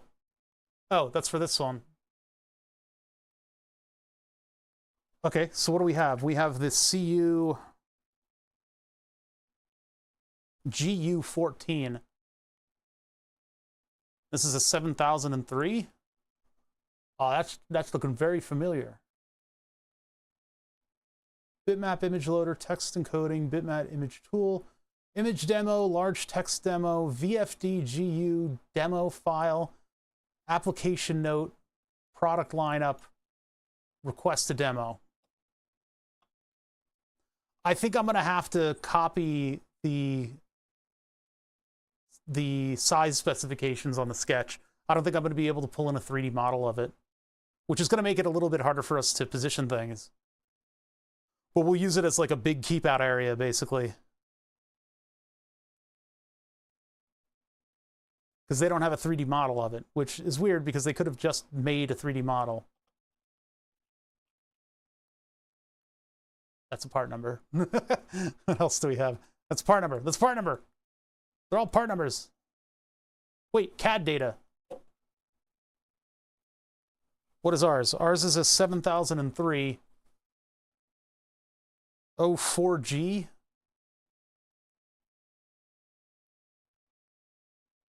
And this is 140 by 32. 140 by 32. 7000B, D. I mean, technically the next letter is F, but it says 7003 and then it has nothing else after it. It's just a blank 7003, but most of these have 7000, 7003, 140, 32. I guess I just have to take the D. Oh, but there's CAD data. They're going to make me sign up. I agree. Oh, they're not. It's just right there. What the heck? They just have a 3D model. Is that legal? Can they do that? It's not illegal. It's all right. Let's take in the proper screen this time.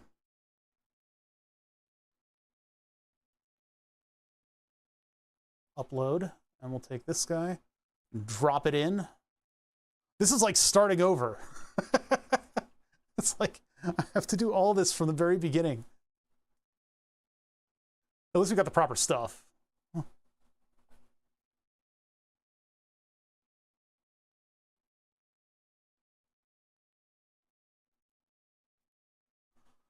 right, so yeah, both of those can be removed.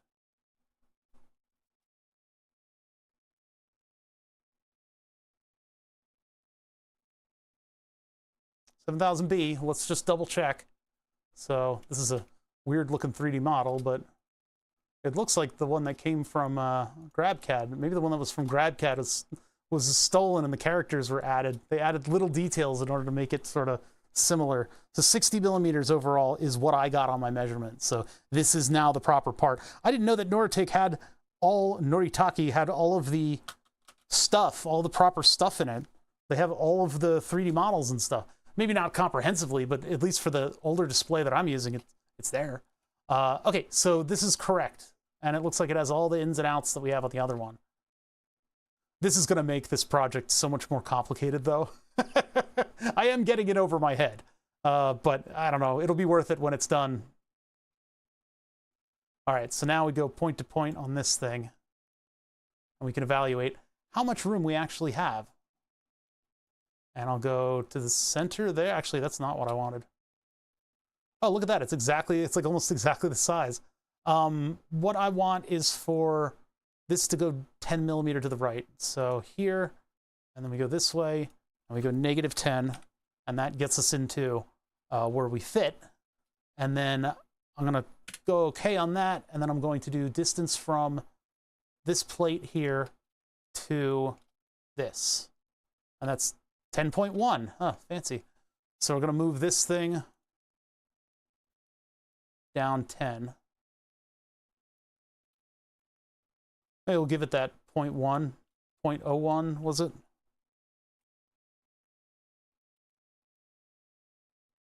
Okay, so that fits within our size. It barely fits, but it does fit within our width.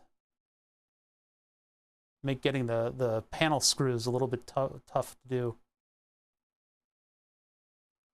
Do I need to give it a little bit of extra room so that I have standoffs that stick out beyond that board? Actually, they give a lot of room for standoffs on this thing. This thing has a huge area for, look at all that. Look at all that space, all that light green. Craziness. So let's keep that, and then let's pull in our I/O panel. I'll do the lockdown step. Oh, no. No. Oh, I forgot about the move that I was doing. All right, fine. Measure it again. It's 10.1, so let's move it 10.1. Move copy down, -10, mark 1. And then we pull in our I/O.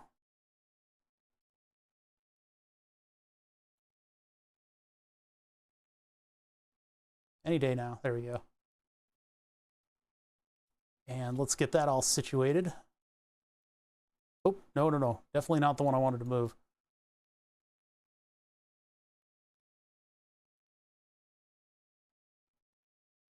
Oh, good, that'll fit. Whew. Yeah, I'm still gonna have to cut the FR4, but it'll definitely fit in here. So I'm going to do, well, let's just sort of haphazardly put it in place.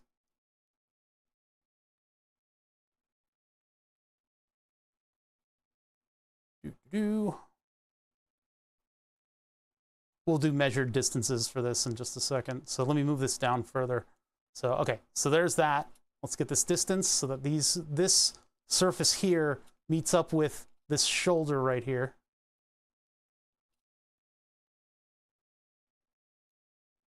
That's 5 millimeters. So we'll move that whole board 5. Okay.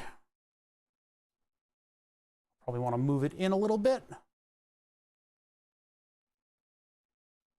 And basically the edge of that PCB should be the edge of the whole module, but we'll just kind of eyeball it because all that's left is to put the encoder in. So let's get the encoder over here. Encoder. My goal right now is to get like a front panel going, and that way I will have something that I can build and mount all this stuff to while we figure out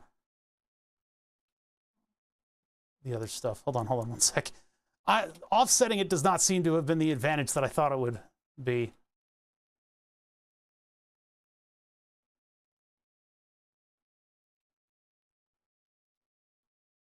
And then for this one, I guess I'm going to put this here. That face right there is what I want to have up against the plate, front panel. 19.1. Move copy. This means that I'll have to have that guide pinhole so that when you twist it, it doesn't twist the like unscrew itself. That's what that little pin is for.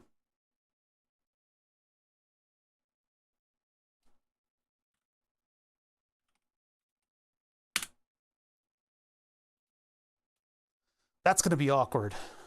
There's no other way that I can do it, though. I can move the I/O to the left a little bit. Let's figure out how far I can get it. I mean, to be fair, I could actually just... Wait, why is it? It's like on the wrong... Yeah, okay, that's the problem. So that extra little bit of panel... It's a shame that I don't have enough to put it up in this. You know, and have this rotary encoder on the same PCB. It doesn't look like I'm able to accomplish that. This is the longest stretch that I can do unless I turn it 90 degrees. I'm going to turn it 90 degrees and cut it. Yeah, I think that's the way it's got to go. So we're going to put the encoder with everybody else, but I'll put it in the upper corner, but I'm going to turn this PCB. So let's go back, all the way back to the I/O PCB. And this is going to become a mess in a minute here. I can just Control-Z this stuff out of here and just keep the screen in the right place.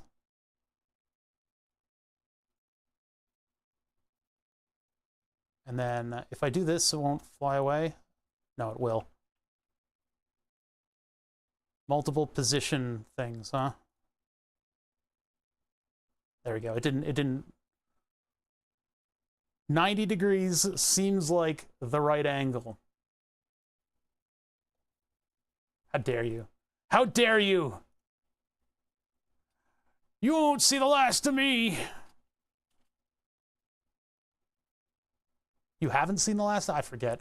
Okay, so all this crap that we did here is not necessary right now. Although we can keep the extrusion step and the sketch. All I need to do is replace the board.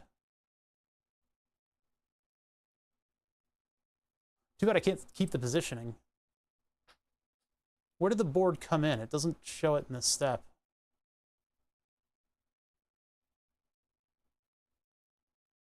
Oh, this is it unlinked. Okay. So I'm getting rid of that.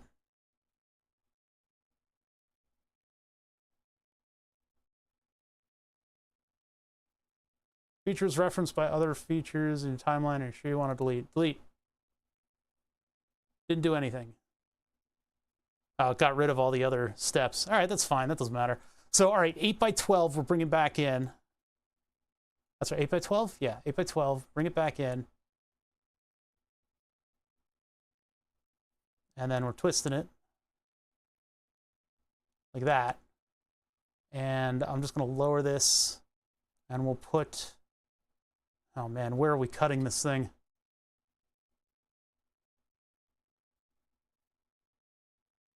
Knob on the right or knob on the left? Right-handed. I guess we'll do knob on the right. Knob on the right. And we'll bring this into like somewhere around here. And then we'll put the encoder over there. But I need to figure out what the width is of the module, the panel, so that we can cater to that properly. So point to point, we'll put the LEDs at the top.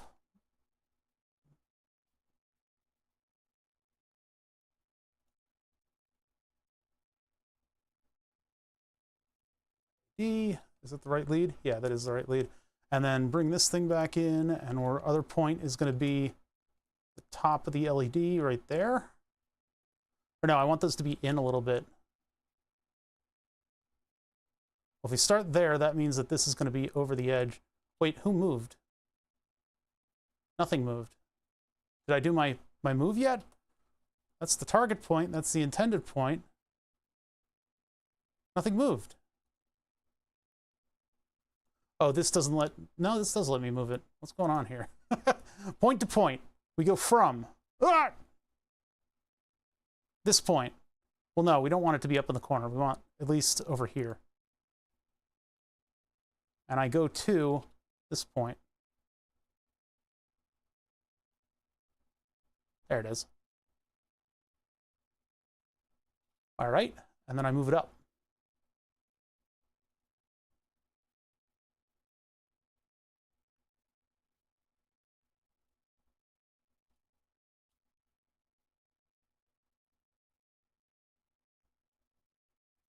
It's always going to be 0.7, isn't it? Oh no, that's like a 5. 5, 4, 3, 2. That'll do. That'll do just fine.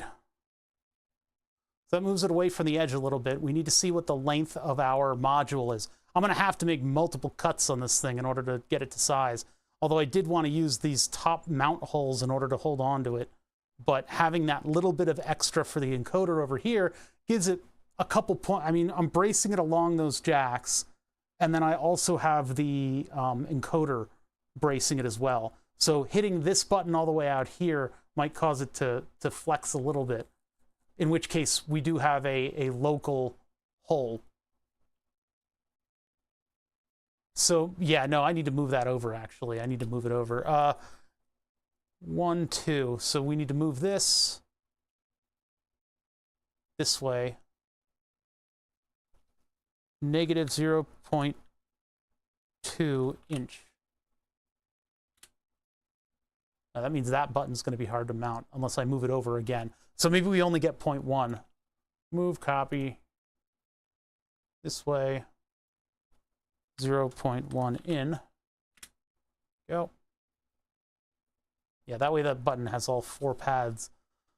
And then we cut it down here and then somewhere over here, because we'll put the encoder over here, and that'll be a logical space. We need to figure out how much space we have. So we measure this from this end to this end. 101.6.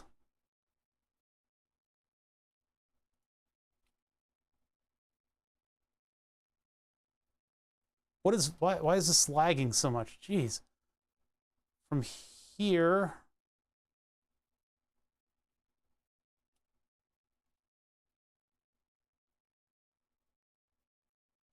to there, 81. So I've got a pretty good amount of room.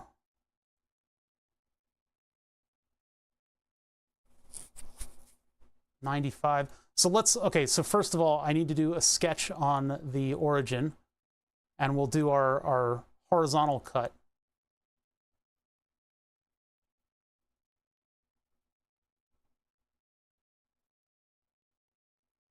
Create a sketch here. Revert or capture. Hold on. We'll just do another capture. This is going to be a mess. I guess I could cut on across plane or something, but oh well. So, oh, wait a minute. Yeah, I'm actually not starting from the right spot. If that were the edge of the module, how far is that to origin? That is 39.6. What a dumb number. So the offset is 100 minus 39.6.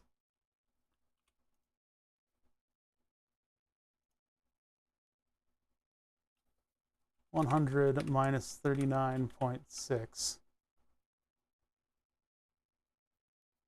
Oh, come on. Minus 100. That doesn't work. Plus. Uh-oh. No, what are you doing? You can't do this. You can't do this to me. Do you know who I am? Uh-oh. It doesn't know who I am. Oh, that's very dead. Oh, whoa, whoa, whoa, whoa. Cut. Oh, yeah. Can't do the extrusion until I unlink this. So break the link, and it becomes a series of steps. And now I can extrude through that base. So extrude this. Offset negative 100 plus 39.6, and take that. Oh, it's freezing my computer. It's just a couple little equations, guy.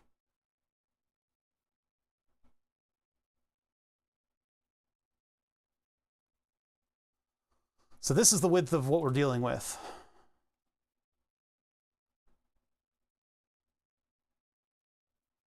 And that looks pretty even. I can just throw the encoder up into that corner, and that should be fine. Let us get the encoder and add it back in. This timeline is an absolute nightmare. Oh, and I need to do the other cut. I'll figure that out in just a sec. So this goes into the corner. I mean, it could also just be even with the buttons. Maybe that's the meta here. It needs to be even with the row of buttons, and then all the controls are in one singular row. That could work.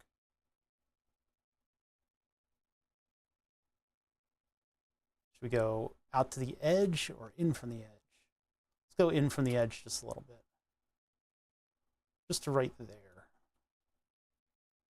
There's like no working area on this because I'm already narrow because of the different windows that I need in order to stream. Now this encoder will get, I'll dig this into its position. I can cut the FR4 in order to fit all the mounts and the brackets and the braces and all that fun stuff. We'll just get this as close to even as we can. This week and next week we're going to be working on this thing, and that'll arm me with a much better suite of tools.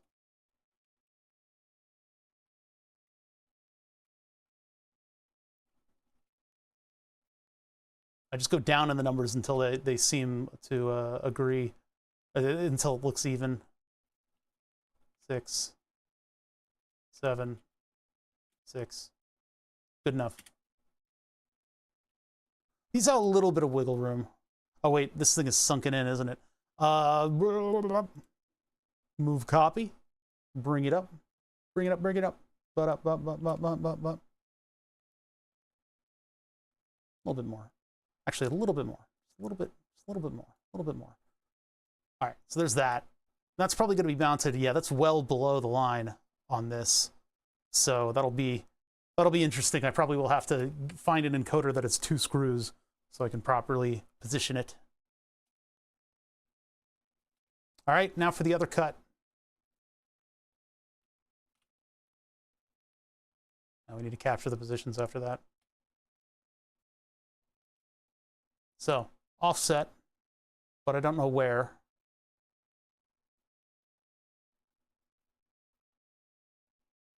Ah!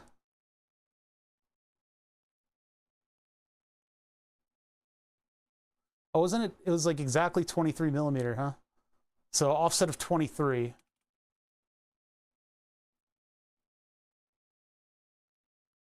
Negative 23.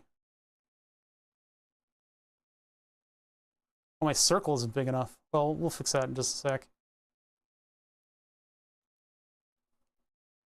So I need to go back to this sketch and make it larger.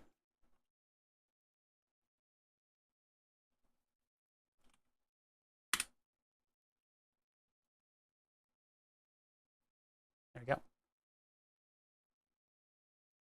Okay, there's our little sub-assembly. Isn't it cute? Look at it. Beautiful. Okay, so now that we have that, I'm going to save this and then update it in the main file if it's still in there. Oh no, I Control-Z'd it away. That's right. So now I can just drag it into here. And my little sub-assembly board is influencing where the holes are on the front panel.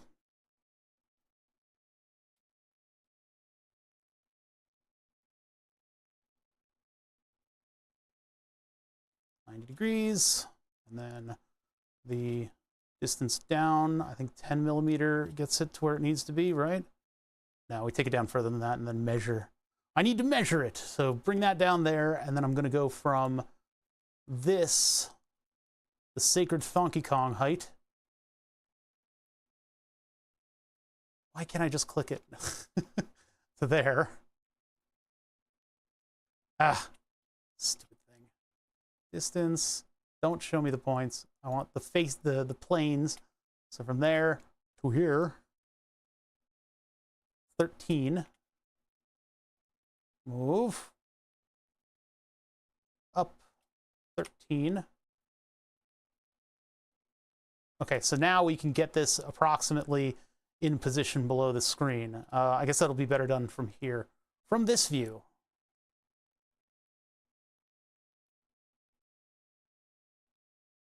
Move copy, move copy. Actually, I want it to be centered on this thing. In spite of its asymmetry, I do want it to be centered. So let's do an inspection, show the points, and I want to see the difference between this center line and this center line. And then show the stuff. So we're going to move 40.411 to the left. Move copy. Negative 40.411. Negative 40.411.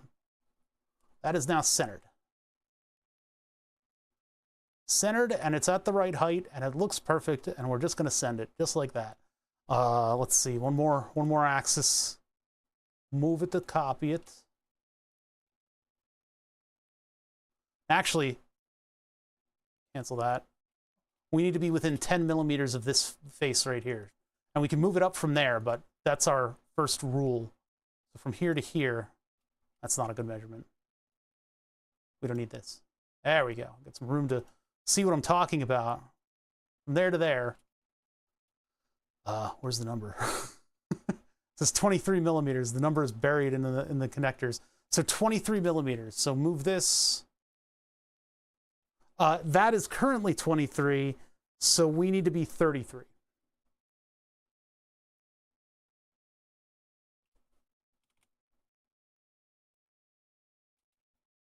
And then I'm going to move it up a little bit more, just because it'll make more sense. Now, should the encoder knob be way up in the corner? No, we'll give it a little breathing room. So this I'm going to move again, and we'll move it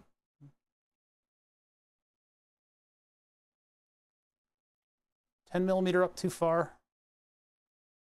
Down a little bit further from the screen. Go 8. Now that looks like it's sticking out a little bit over here. Although we did measure it, these should be even. I may have to shave that a little bit to get it to fit, but this is, the circuit board is the width of the module. This is coming together nicely. I think this is doing really well. That knob is going to have like a thing sticking out, and so there's a little bit of thumb clearance around it. Maybe it should be even with the LEDs, but I'm going to leave it where it is right now. And let's do the sketch that's going to make all the holes. So that's going to be this one. Whoa! No. I got to lock the positions down. There we go. We don't need this sketch. All right, new sketch. Who dis? Now I just project all of this stuff in. That's going to be kind of a challenge, actually, with it the way it is. Unview the body, but then it's going to always select the body plane for that sketch. Huh. How am I going to do this? This is the hard one, is getting this one. And actually, these need to be expanded in order to fit, because it doesn't exactly have a ring. So I guess any of the rings that I take from these are fine. Actually, moreover, if I just take two of the edges, I can just project a ring from there.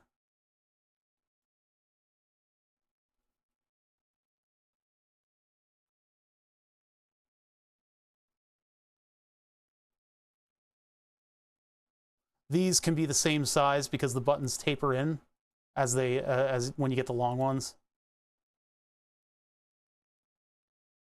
And the LEDs I really want kind of a press fit on, but in lieu of that, I guess I got to grab two sides of it. There's no continuous circle.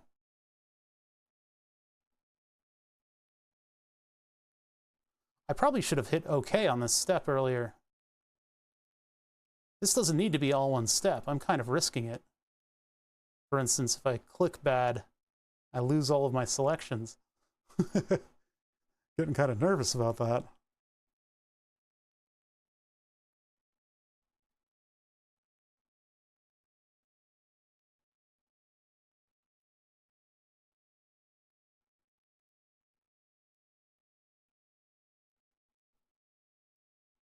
Just carefully selecting things, not hitting the escape button.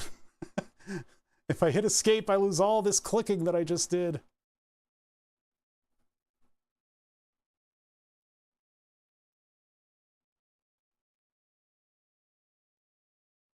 think that's everybody, except for you.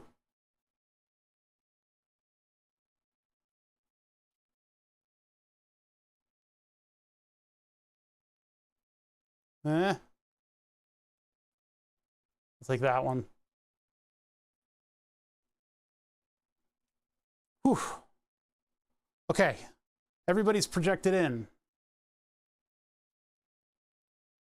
Now I can make the holes for the Thonky Kongs. Now, what was the width of those? I have a couple of those sitting around here. I can just measure one. This thing will be a pretty big asset, what with Dave and Julian both doing this kind of, it's 6mm, doing this kind of synthesizer stuff. Who is this doing this symphatic type alpha beta psychedelic funkin'?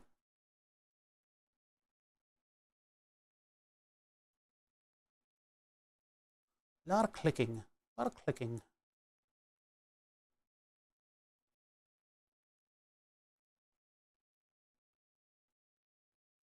Do that, and then we'll make some solid 6mm.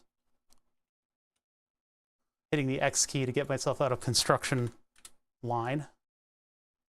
So those will be 6. Now I could use the pattern tools to do all this stuff, but you know, if there were 15 of them, I probably would consider it, but I don't really necessarily need to do that. The question is, do I want to have embossed text on these? I think they would benefit from that. I would really be able to identify what the heck I'm doing. But the smaller the text gets, the more chaotic the front panel becomes when it 3D prints. So I'm not totally certain if I want to do that. The encoder hole probably needs to be slightly larger, so I'm going to do a, well, actually, I'm just going to do a, hey, one of these. And let's see, that's at 6, so let me take it to 6.2. Well, we'll do 0.4. Let's give it plenty of room. I don't know if it's precisely the encoder that I'm going to use at the moment. And then the rest of this is to size. I may want to recess the screws in a little bit, although it would look kind of badass with the screws sitting there, because it's going to be that dark screen, and then there's going to be gray border around it. So having black screws that stick out of the front, yeah, that'd probably be okay to do. And then the indicators like that. Never been able to get sub 5mm text to look good on FDM. Blank white stickers. Yeah, I have clear white too, but they don't stick over top of that woobly FR4, or the woobly 3D printed front. It's not quite flat enough. But yeah, having a label maker is huge. If I could get the label maker labels to stick better, I definitely would be doing that. Okay, so finish that sketch, and now we can extrude all of this. We can extrude ourselves all over this thing. I wish I could, can I just like select everything? Oh, wow, that actually almost worked. Wait a minute. Oh, wait a sec.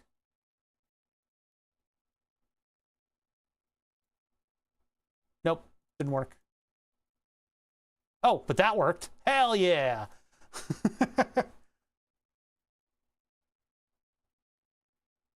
Bonk. Bonk. Okay, so there we have, after an entire day of planning and working and doing all this bullshit, we finally got it to the point where I can start to think about building this thing. Now I'm going to need to order some buttons for it too. What is that origin sitting in there? Why is this in here? Is it just something I've selected? Origin should not be visible. Oh, is it still visible in the... Yeah, it's still visible in this one. So let's go back over here. Yeah, see, with origin visible, because it's linked, I'll hit save on that, and then it'll yell at me that I need to update.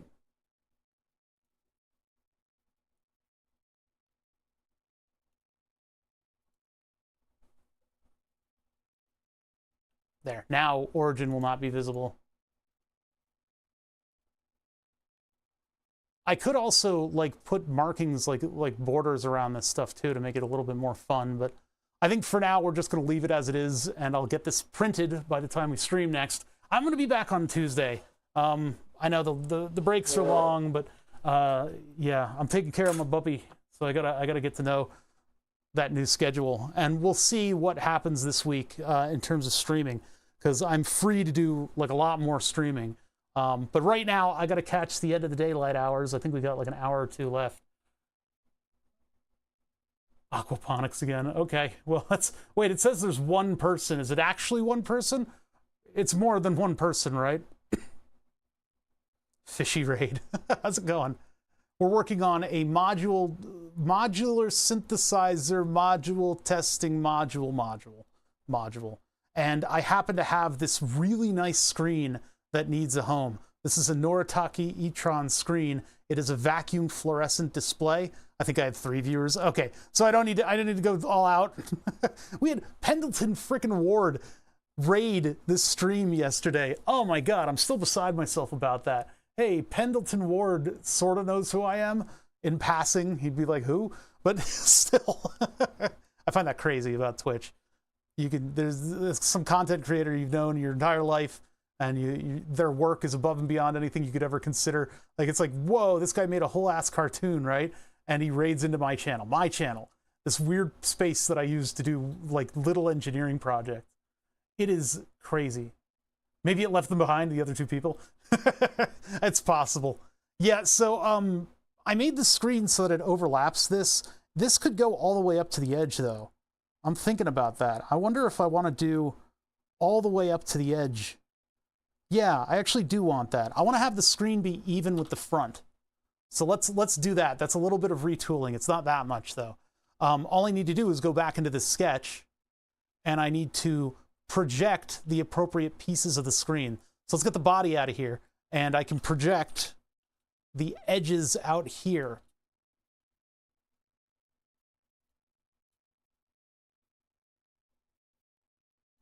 Since the FDM printer, the deposit printer, will not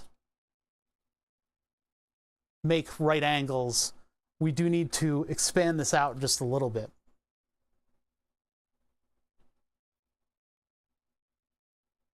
So having projected that, I can go back to the extrusion step here. I can add this into it. And now our body has a big square hole in it. Actually, we probably shouldn't do that because that's going to be so much weaker than... It would look cool, but this is going to be extremely weak unless I build up plastic, unless I use plastic in order to hold the screen on there. That actually might be the solution. That might be what I do. If I do like a big arch that'll reach the posts, then I won't need to have screws go through the front of the assembly. And then that screen will be all the way up in your face. In your face! I don't know about that. I don't know about doing it that way. Because like I need to avoid... The edge of the glass is not flat. Like this isn't very precise. It's kind of a rough edge.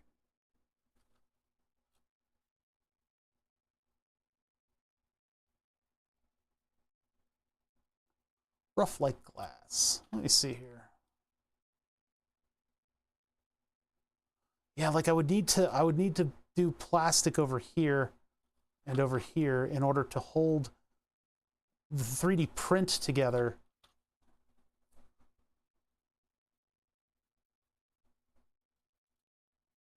It's cutting it a little bit close.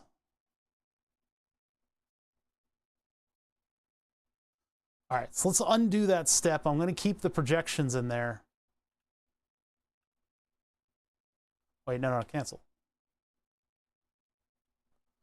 Bring the body back. Yeah, we'll leave it like this for now. I'll think about whether or not I want to actually do the screen all the way up at the surface, because like this is a distance to go to see stuff behind, and you know, ornamentations and Grimes. Hold on. Ornamentation and Grimes suffers from this. You're kind of looking way into the panel in order to see what's on the screen. No, I think I do want to have it the other way, where the screen is even with the front, and then we bolster the sides with extra plastic, which means that this is going to print face down, and it's going to look terrible. I don't like that at all.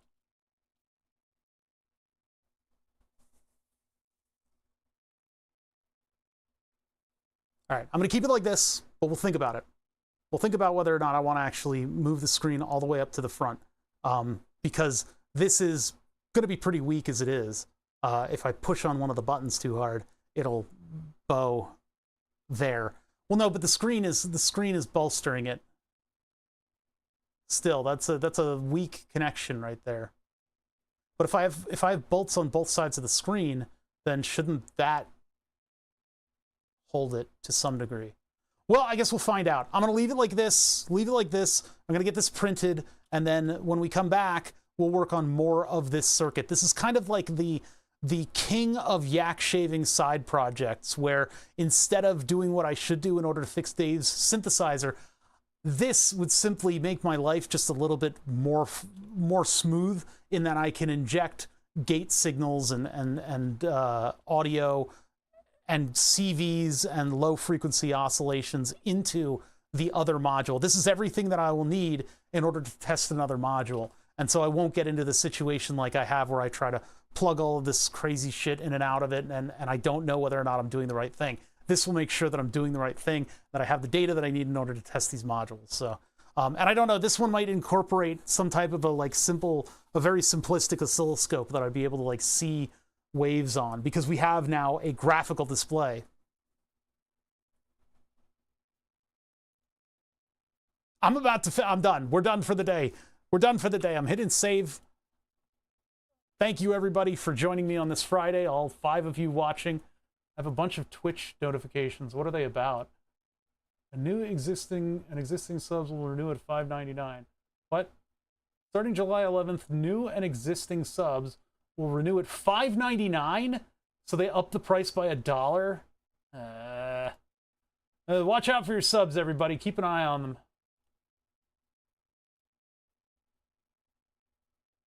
Thanks for the stream. Yeah. Little scatterbrain today, but we worked on something that I've been meaning to get to, which is a module testing module. Circuit stuff is probably going to come next. We'll breadboard that and see if we can get some features working and talking to the digital display, as well as you know, some of the other cool stuff that we'll do. So we'll make a lot of progress on Tuesday. I'll get all my ducks in a row so that we can really like punch into it and do a lot of really cool stuff. When it comes down to the circuits, because I've bought all of these parts for the analog stuff, I now have a whole, basically a lab's worth of analog modular synthesizer level things. So we should, by all means, be able to get these circuits together quickly. Just little pieces of circuits, get it functioning on the microcontroller, and, you know, roll from there. But that'll be Tuesday. I will see you guys then. In the meantime, join the Discord if you feel like it. The time between is not accurate on this end card anymore. I may take that out just because nobody's 29 days, 4 hours and 46. Yeah, see, that's not accurate anymore. But I'll have to update that. Maybe I can automate something for that. I'll be back on Tuesday. I'll see you guys then. Take care. Where's the button? I missed the button. Where did the button go? There was a button here.